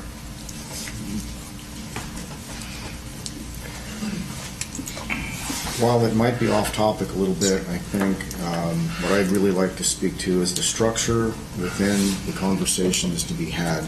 The last time this came up, it was an executive session. I had specific comments that were made then, and since they were made in executive session, I can't discuss them here. I don't want to be in a position to have half an opinion or not be able to speak my mind or reference what I've already said before. And if this rose to the level of an executive session last time, I believe that it rises to the level of an executive session this time. I agree with that. I feel exactly the same way, actually. I mean, there were comments that I made in executive session that I can't make now, and I was a little confused as to why this wasn't an executive session. So, You want go ahead. me to address that? The discussions that we've previously had were tied to discussions about whether or not a certain class of positions within the electric division should be reclassified. In 2018, the council elected to do that for two classes of positions. Relative to the operators and mechanics, while it was discussed, no action was taken, and it was brought to the council similar to what was done with the linemen and the electricians relative to a memorandum of understanding that would have amended the collective bargaining unit, and that was the mechanism by which we went into executive session because you were discussing collective bargaining. What I brought forward this time was specific relative to premium pay, not relative to a reclassification of the operators and mechanics. If the council wants to have a discussion of my recommendation relative to premium pay being incorporated formally into the bargaining unit, with a clear understanding we're not talking about reclassification, that can be done, and if that's the council's wishes, then I would recommend that the council defer this until the first meeting in April. I will put it on with the requisite executive session, and the council can have the discussion that it desires. Your Honor. Yeah. So this premium pay is actually in their contract? No, not at this time. That's why it was brought forward independent and separate of the collective bargaining agreement. It was a judgment call on my part. You could do it either way. But if that's the will of the council. So, in light of what I'm hearing here and some of the input I've received, I believe that policy probably needs to be incorporated as part of the collective bargaining agreement, whether now or at the time of the next opening. And if that's the direction the council wishes to follow, then I guess I'd recommend that this item be deferred to the first meeting in April, I imagine, and schedule an executive session at that time. Is that a four hands then? No, we need a motion. So if that's your direction, I think we can have a motion in regards to that. Your Honor. Yes. I move to defer this topic till the meeting in April as an executive session to be discussed in the context of the collective bargaining agreement. I just have a quick question. Wait until a second. Okay. Is there a second? In regards to moving this into... Second. Dick, seconds. Discussion? Mark? Yes. Oh. Go ahead, Dick. Oh, no, I don't have any more discussion. I just second move to, as Mark made the move. I have nothing further, Your Honor. Carl. Judy, go ahead. So this has nothing to do with the compensation study? Like that won't affect any of this that we're expecting on Tuesday? This is completely totally separate? independent of the compensation study. So we'll be getting that Tuesday? We are scheduled to get the draft compensation study from the Ralph Anderson and Associates a week from tomorrow. I suspect, depending on length of staff review, you'll get it either at the second meeting in April or the first meeting in May, just depending on how long it takes to review. Yes. I'm really talkative tonight. Yeah. I really think we need to move ahead with this. I mean, I just think we need to reward the people that are keeping these things running. They work really hard. We've met with them. I think we should go ahead. I don't think we should defer it to another meeting.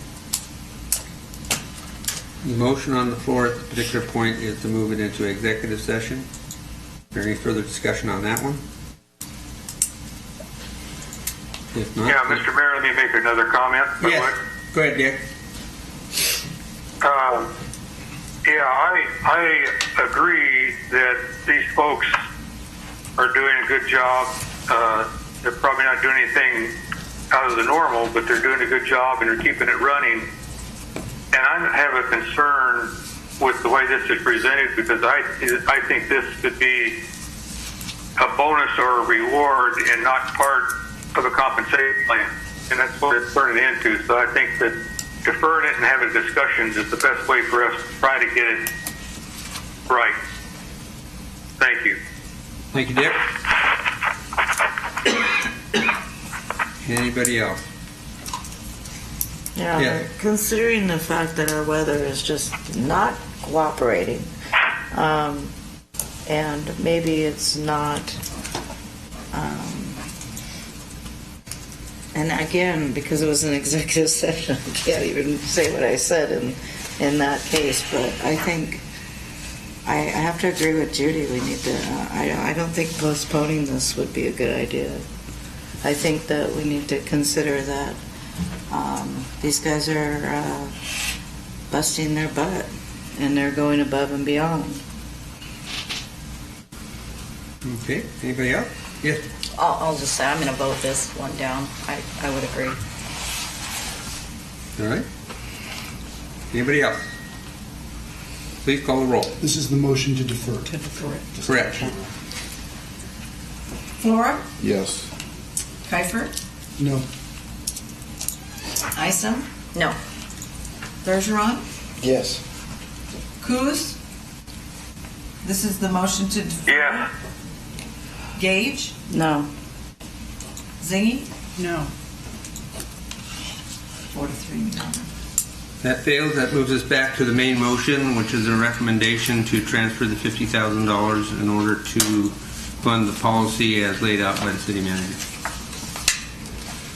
Any further discussion? Please call the roll. Bergeron, Aye. Coos. This would be No. Gage, Yes. Zingy, Yes. Flora,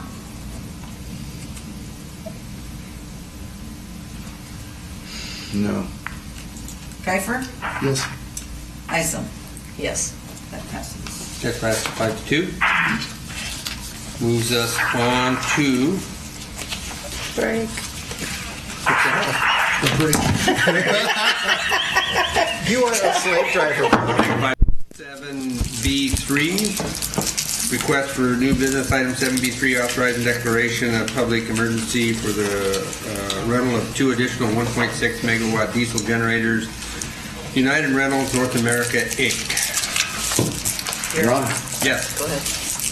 Pursuant to paragraph 7 of section 3.12.050A of the Ketchikan Municipal Code, I move the City Council declare the rental of 4 1.6 megawatt diesel generators as a public emergency, authorize the general manager to rent the diesel generators from United Rentals North America Incorporated as detailed in the Electric Division System Engineering Manager's Report dated March 20th, 2019, and approve funding from the Electric Division's 2019 Rent and Leases Machinery and Equipment account number 64502. Second. Been moved and seconded. Carl. Mr. Mayor, on Friday, I met with the Electric Division Manager and the System Engineering Manager and the Senior Project Engineer relative to where we were with regard to lake levels and our ability to generate the electric needs for the community. We talked about a variety of subjects, but as a result of that meeting, I instructed staff to go ahead and procure 2 more rental diesel generators because of our concern that we weren't going to have our reservoirs replenished. The reason I bring up the Friday meeting, we wrote the report and on Monday, essentially, and fine-tuned it over the Tuesday. Yesterday, the Electric Division Manager and the Fire Chief were visited by an individual by the name of Joel Curtis, whose title is Warning Coordination Meteorologist out of Juneau. And he wanted us to be aware that their latest projections for the next 3 to 6 months is warmer and drier than average. So the first item you've got in front of you tonight, the rental of these 2 additional units, is going to be critical to our continued ability to keep the lights on in the absence of any substantive rainfall and the lake reservoirs replenishing themselves. And Petersburg and Wrangell are probably in a similar situation. So the diesel surcharges are going to continue for the foreseeable future. And we've been getting a lot of feedback from our customers, rightfully upset, rightfully concerned. And the one thing that we can tell them, to mitigate those surcharges, conservation is your best bet. And we're looking at that internally, and we're going to do our best, but this is not going to be a quick fix. And these surcharges could go well into the fall. And depending on how long we actually are running the diesels, they could go further than that. So this is one more tool that we need, and I strongly recommend the council approve it. And I'll have more to say on the next item relative to the same issue. Mark? Just a question. Obviously, I'm going to support this, but is this also the time for you folks to be looking at a more long-term solution? I mean, it's a crude way of saying it. Other than generators in big boxes that we place around town, do we need to look at the procurement of permanent, fixed apparatus? Absolutely, and the council appropriated some significant money in this year's budget to do that. And as soon as we get a break from trying to keep the diesels going and other issues, we're going to get on top of that. We've had people in to look at units 1 and 3 and the rehabilitation that needs to be done. Unfortunately, we can't do that while we're doing the current diesel runs. But we have some big expenditures coming, and and Mayor Severson, saw this several months ago, and that we are going to probably have to have a next incremental increase in our diesel generation, and you're probably looking at a bond issue in the range of $15 to $20 million to get another diesel generator. But we've got to deal with what we have right now, and unfortunately Mother Nature isn't cooperating. So as bad as that news is, and nobody appreciates or likes the fact that they have to pay a higher utility rate, at 13.5 cents, we are probably still one of the lower cost utilities in the state of Alaska. When I looked online, the average cost per kilowatt is 22.9 cents in the state of Alaska. They're paying 22 cents in Fairbanks. They're paying, 24 cents out on Prince of Wales. So as bad as 13.5 cents sounds at this particular point in time, we've been fortunate to have the 10.5 cents that we had. Not to justify anything, but just the reality of the fact is that the community of Ketchikan, even at 13.5 cents, is doing better than Sitka, for instance. I think Sitka is probably somewhere about 14 or 15 with their Blue Lake project. And when you start thinking about a hydro project that's 70 million 10 years out, 100 million 10 years out, whatever it is, diesel is probably our next option in order to make sure that we have enough power to keep from having the rolling blackouts. And then again, we're talking about the next item on the list, and we'll have more conversation under that. But I appreciate Carl Ford thinking in regards to getting the diesel online. We have to be able to provide that power. We have a herring, thing coming. We're going to have fishing season starting up in July, and we're going to still be running diesel. So as unfortunate it is, I think it's a necessary step for us to be prudent with our ability to deliver power. Good question. Yeah. Just because of the lack of rain, what is our water supply even looking like? I've had a couple of conversations with Mr. Kleinecker on that. The last conversation was about a week ago. At that time, we both thought we're okay. I've encouraged him to reach out to this gentleman from NOAA to get his thoughts relative to that issue.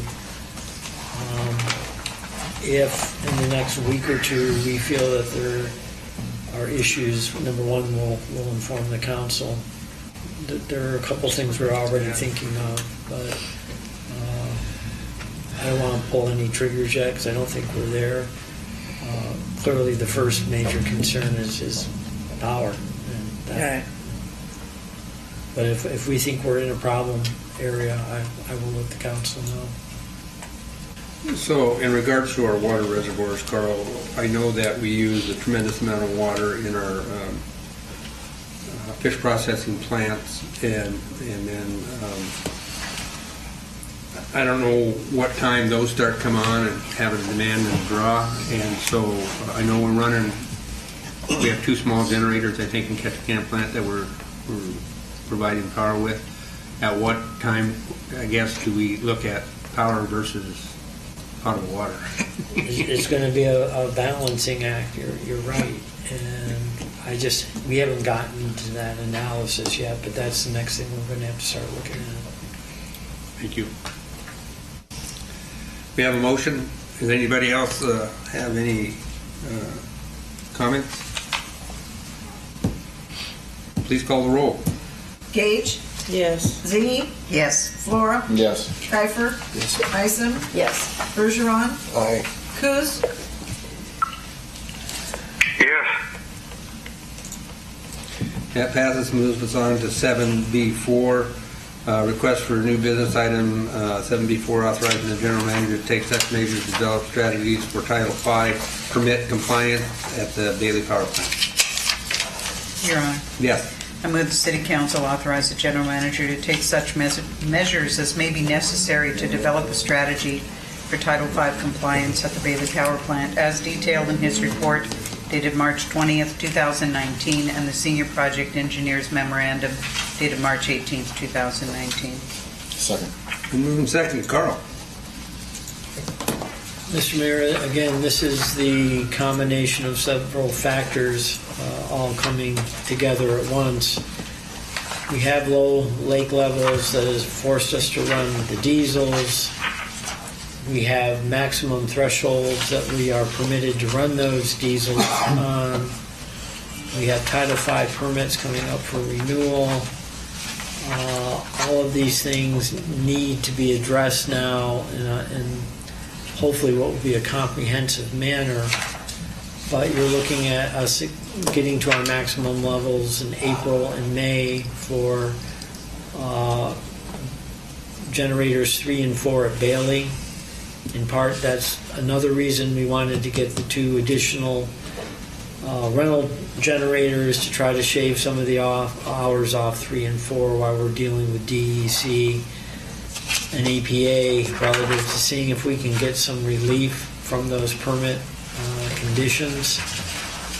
We've been in talks with DEC. They have been receptive to our discussions, recognizing we are in a difficult set of circumstances, but they're being very candid with us that we're going to have to make some hard decisions about if we're going to be relying on these units longer term for the extended hours that we're running them. We're going to have to make some investments down at Bailey that could be several $1 million to put in the necessary filtering equipment on the air emissions. One of the things we've done is made some preliminary inquiries of the state whether it would make sense for any kind of formal declaration of emergency.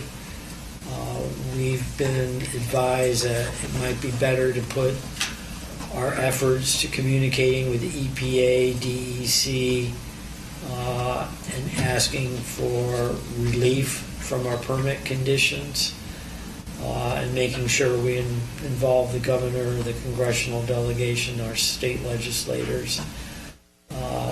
Mayor Severson advised me yesterday that he had received an inquiry from the congressional delegation office about our situation here and would we be seeking their intervention. So we're in the process of drafting that letter now. Hope to go out early next week. But in the meantime, we're going to need some professional services to help us through the permitting process relative to satisfying ADEC, who has immediate jurisdiction over us, both for state requirements and the federal requirements. And that's what this motion is all about, is getting a process started to see what options we have.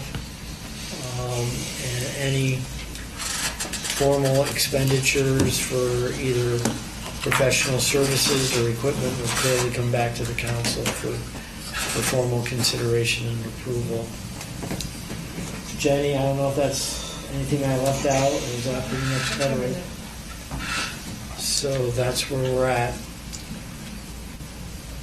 So, Carl, in light of the fact that we're paying, it sounds like we were up to about $640,000 on rental diesels, and that's going to continue on for a while.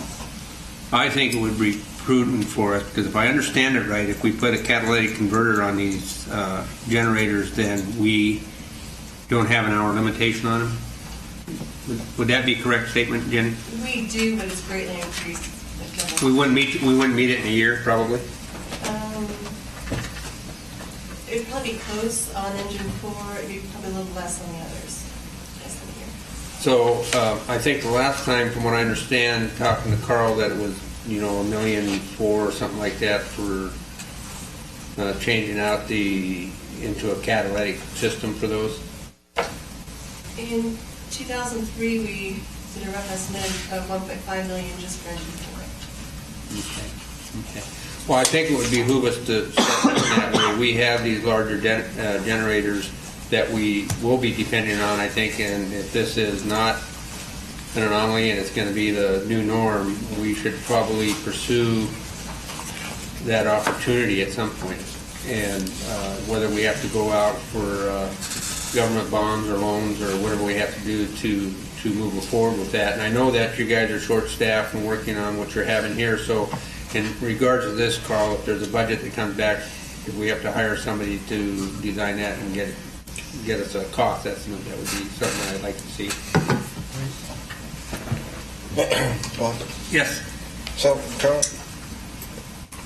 are we renting diesels just to keep the hours down on the bag units? No, that's not the sole reason for these. As the mayor alluded to, our loads are going to start increasing in one way.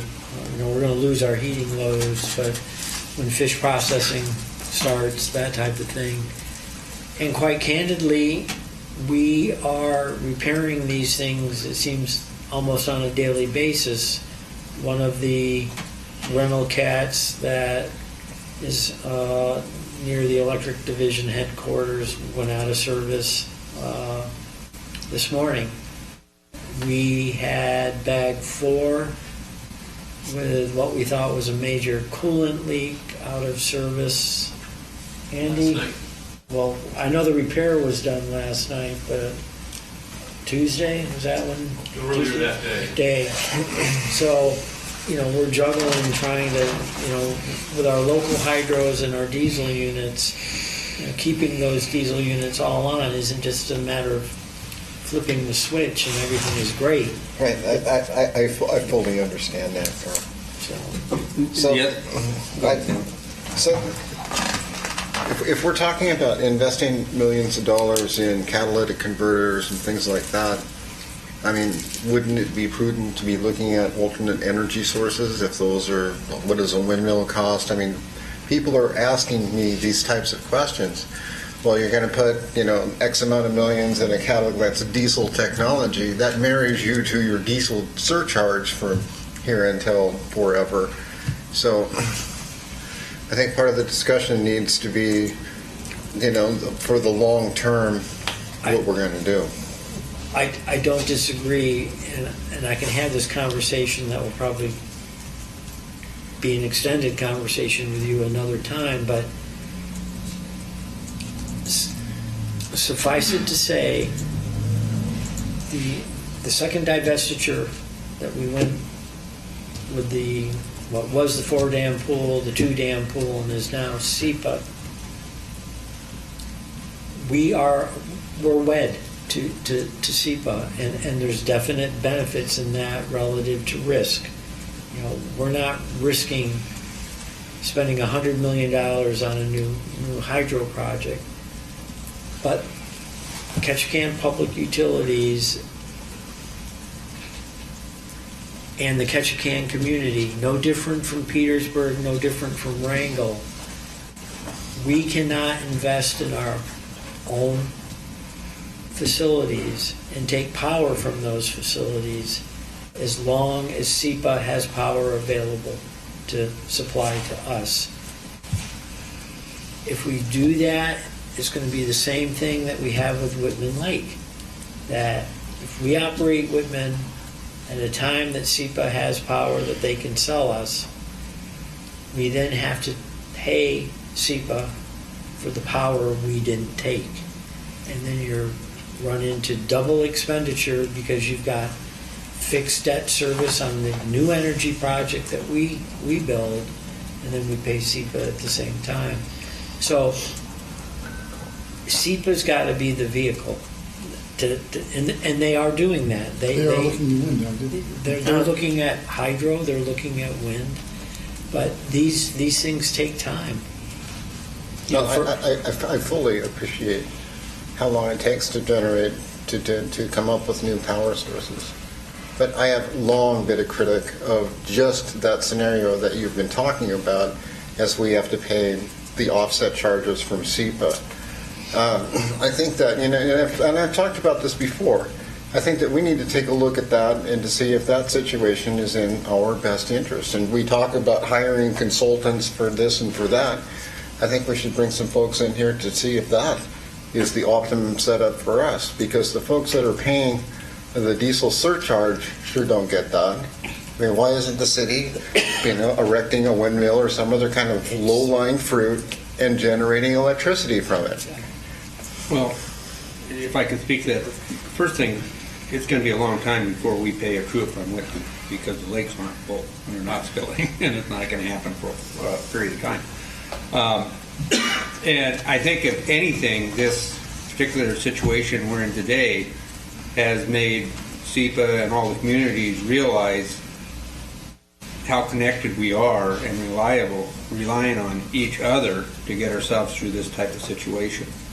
And I think we've learned a lot about each other through that process. So we're in this all together.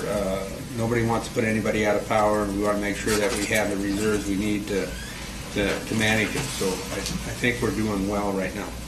I know that in the last meeting we talked about the fact that they've done some studies in the past on different energy sources, and one of the things that 10 years ago, even 20 years ago, solar wasn't what it is today, and solar has improved so much that even with an overcast day, it can collect power. So I don't know if, even if there is no wind, which I've noticed even our wind has seemed to disappear, that maybe that is another. So what is the rule if people decide that they're going to start putting up solar panels? Do they, I know there's a federal law that basically says that if they have excess power, the power company has to buy it back or buy the excess. So, There's some real stringent rules in how that works in regards to who pays for the infrastructure to manage that. And the problem with wind or electricity, it's not what you would call firm power.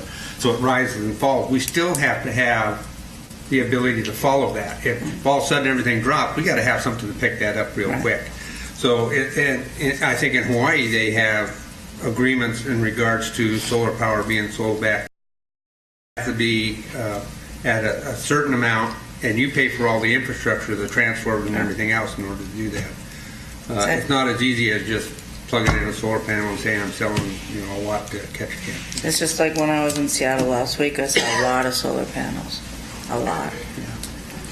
And I think that's more for private use, and a lot of houses have it on to, they'll keep something running. But the fact is, I don't know how big of an area you would need to put solar panels up to generate the power that we need today. It would be immense. It'd be huge. But anyway, we got a motion on the floor right now to work on the strategies in regard to Title V. Any other discussion? Please call the roll. Ziggy. Yes. Cora? Yes. Kiefer? Yes. Isom? Yes. Bergeron? Yes. Coos? Yeah. Gage? Yes, please. Thank you. That moves us on to item 8, vouchers. I have nothing. Manager's report. Carl? Very quickly, Mr. Mayor, again, I want to remind the council that ADEC is going to be having their beach monitoring session at the Discovery Center on April 5th from 6 to 7. I know that's been a hot topic in the community. I also like to remind the council that on March 27th, you have your meeting with the Peace Health Medical Center Community Health Board. That will be at the large meeting room at the library at 6 o'clock. Late last year, the council approved expenditure to have Terry Piles do some restoration work on the Yaltatsi salmon in the creek. We returned that to the creek last week. If you haven't been over there, take a trip. It's well worth seeing it. It looks really good. And the last thing I had, this morning, the assistant manager and I went up to the library and we're there to commemorate Lisa Pearson's 20th year anniversary, which was a nice thing to do. So that's all I've got. Thank you. City clerk's file? None, Your Honor. City attorney's file? Nothing, Your Honor. Future agenda items? Mayor and council comments. Jen Lee. One thing I'd like to bring up, well, two things.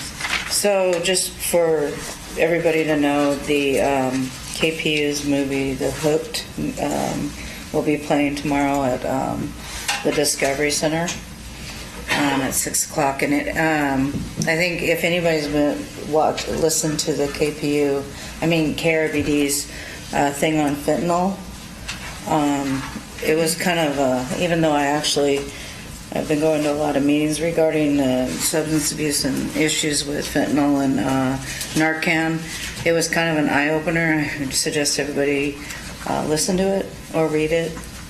Fentanyl is becoming quite an issue with you. It's something that can actually, you touch it, it gets in your blood system, and it can kill you in a minute. And so the Narcan is really important. They're working. They were going to have a demonstration on how to use it. It's actually kind of cool because it's kind of dummy safe even for me. I was like, oh, that's easy. But if anybody's interested, they will be doing. The Wellness Coalition is putting together a training so people can learn how to implement it. And I think we're going to have it at the LAPC meeting next month. They're going to finally get enough in where they can do a demonstration. The other thing I wanted to bring up is there's this real push for us to do something with our dogs, and I think for the most part everybody at this table has been doing their due diligence to make sure that we do the right thing for the community. I think the community also needs to be aware that Berth 4 is not free. When it was implemented, we now pay 1.8 million base rate. If for every when we exceed passengers over 820,001 to 900,000, that goes up. We pay the property tax. The city pays the property tax. We pay their sales tax. We pay for all maintenance. And in essence, we pretty much what we get out of the 3 berths. We put about 75% back into berth 4, and I can't stress enough. I get the idea that we don't want to lose business, but I also believe wholeheartedly that the customer who travels dictates where these ships come, and a fear tactic of saying they'll go somewhere else or they won't dock here anymore because they only stay here for a short period of time anyway. It's just that it's a fear tactic to make us do something that isn't going to be beneficial to this community and the people who live here. And that's pretty much all I have. And those fear tactics do not scare me. And if it means some of those bigger ships don't come and we get the smaller ships and the more inclusive high-end ships, that's okay with me too. Different clientele. So. Thank you. Pam. My comments are as follows. I've been doing some work in the downtown corridor during the construction, and I've noticed that there's a lot of yellow spaces that are painted yellow for no apparent reason, like the one that's by the old fire station down toward the bank, and the ones that's by the Coliseum Theater that's on the main street. And it's a loading zone and a yellow zone. I got ticketed there for parking in the yellow zone for like 10 minutes. I think that the parking enforcement needs to be citywide. I don't think it needs to pick on the downtown people, and especially the folks that are working downtown in the construction. I am really irritated by the year-round. I mean, if you park in the wrong spot for 2 seconds, you get a ticket. And I mean, that's selective. Whatever that is, it's like it's not equal for the whole city. It's the downtown people that get that, and I'd like people to take a look at that and to quit focusing their efforts on us people that live and work in the downtown. That's all I got. Thank you. Julie. Yeah, I wasn't going to mention this, but since you brought it up, the parking it's not just an issue downtown. There's parking out where Ketchikan Title Agency is on the other side of the fence, and it's 24-hour parking. If I park in that same space 2 days in a row, I'll get ticketed because she says they don't have to chalk the tires. So just be careful if you park down there on Monday on one of those spots. Don't park there on Tuesday, because regardless of if you leave or not, it's parking is an issue, and that's a ridiculous policy. Earlier in the week, I submitted my resignation from the council, and just in case you haven't seen it, it is because of love. We saw it. On the radio. But I am still committed to the council and the city for, the next May 16th is my last meeting, and I'm still committed. I'm still listening to people. I'm willing to have meetings. I'm willing to sit with people and listen to their concerns, and I can still bring them here until that time that I'm off. So thank you. Judy. Well, I hope that people show up on the 23rd and the 27th, the town hall regarding the budget on the 23rd, and more importantly, not more importantly, but as important, the meeting with the hospital folks. I appreciate everybody on the council, and we have a lot of great things coming up in the community, and I hope we start focusing on the positive. And we certainly have that opportunity now, so that's all I got. Dave. Just a couple things here. I'll go back to you, Dick. Hold on. Let's go Dick first. Go ahead, Dick. Hey, I want to turn this ship around and head it south. You're not careful.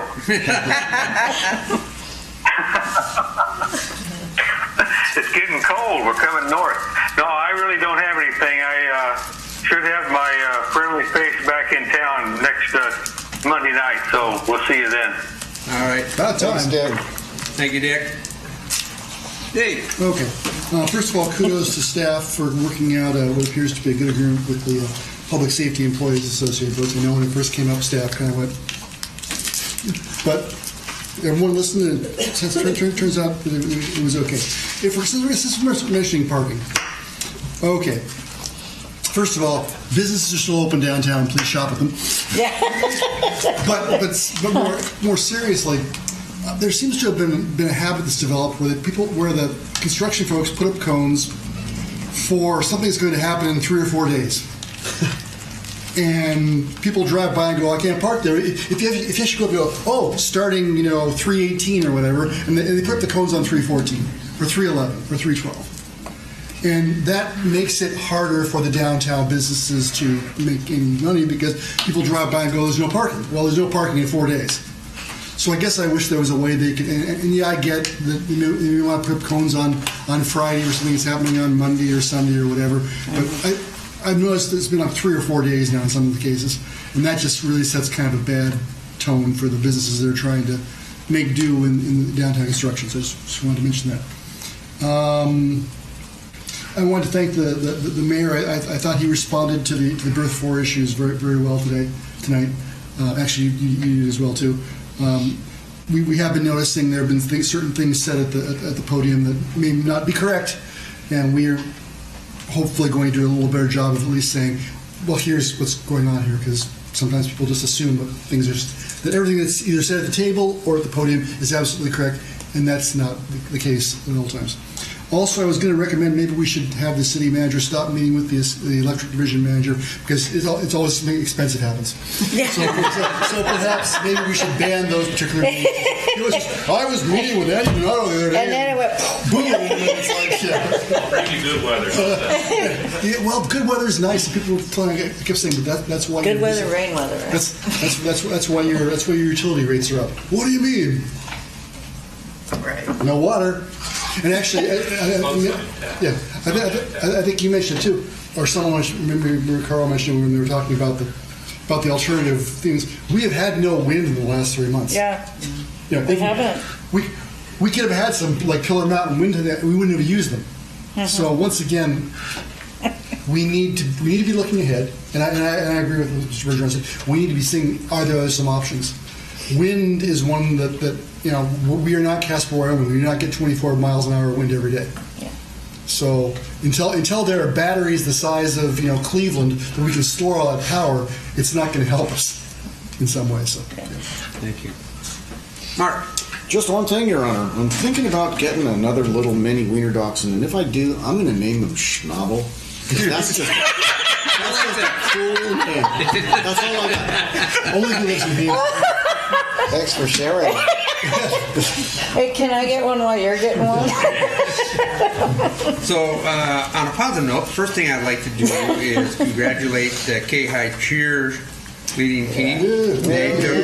Oh, and the basketball team. And then I would like to congratulate, and I know they got a long way to go yet, but it's always nice when number 8 beats number 1. Yeah. And coming from the deficit that they did, the boys showed a lot of moxie there. I really appreciate that. A little bit on the political thing, I think the House is real close to committee closeout this week, and then they'll be handing everything to the House Finance, where they'll go through the motions to get something to hand over to the Senate. So they moved ahead fairly quick with the late start that they got. And then the council needs to start thinking in the future. We're going to have to figure out how we want to handle the replacement of council member Isom. I think the clerk, if you would send us out a notice of how that's been done in the past. And then I know that there's been, we got to have a few names and a few things like that of what we want to do and what the options we do have. Councilmember Isom's term ends October 2019. So from May till October, we would run some ads and for the application, and then they would be brought forward to the council for consideration to appoint until her tournaments in October. And we would contact the other people that were on the ballot that didn't win, so I have to contact them as well. Oh, absolutely, absolutely. And so then, I think that Judy has already mentioned the fact that on Saturday, starting at noon, we have the House Finance Roadshow here in town to take comments in regards to the proposed budget and the possibilities of amended budgets. Good time to speak in regards to those things that are near and dear to you, the Alaska Marine Highway System, schools, educations, all those types of things. And of course, if you have reasonable suggestions, I'm sure they're willing to listen to that, because I think that everything's on the table right at this point. I had 2 Alaska Commission on Aging meetings this week. And again, the proposed budget has some dramatic impacts on senior services throughout the state of Alaska, with the absolute removal of some of those, and then some reductions to where they aren't going to serve a lot of the needs. One of the concerns that was raised is the fact that right now there's a freeze on travel, so those individuals that come and inspect nursing homes and other programs and care facilities don't have the ability to track, so you're going to be serving less people there less often, so that's going to equate to issues that we're going to deal with in different manners. So what's happening is impacting everybody, and I think that your LIO here is advertising the public comment sections, and if you have those comments, I'm sure that it would be a good opportunity you to state your case, not only for Ketchikan but for the state in general. So that's all I have for there. Do we have any other new business at this time? Brings us to our first executive session. Request for executive session to negotiate an amendment to Berth 4 lease agreement to undertake facility modifications to accommodate post-Panamax vessels for 2019 cruise ship season, Ketchikan.com. Do I have a motion, please? Your Honor. Yes. I move the City Council declare that consistent with the City Manager's memorandum dated March 11, 2019, it is in the best interest of the City Council to discuss negotiations of amendment of lease and other definitive agreements between the City and Ketchikan Dock Company, LLC, related to expansion of Berth 4 to accommodate larger vessels in executive session in accordance with KMC 204-025A1 and 3, which includes the need to discuss subjects the knowledge of which could have an immediate adverse impact on the finances of the City, and to receive legal advice within the attorney-client privilege. Second. Been moved and seconded. Any discussion? Please call the roll. Gage? Yes. Zingy? Yes. Flora? Yes. Kiefer? Yes. Isom? Yes. Bergeron? Yes. We will recess into executive session. We'll come back to order. We met in executive session in regards to negotiations of Berth 4 and gave the manager direction. So that brings us down to item 2, request for executive session, Cruise Line International Association, Alaska, and Cruise Line International Association versus the City and Borough of Juneau, Alaska, case number 116CV0008HRH, and the March 14th announcement settlement between the City and the Borough of Juneau and CLIA. Do I have a motion, please? Your Honor.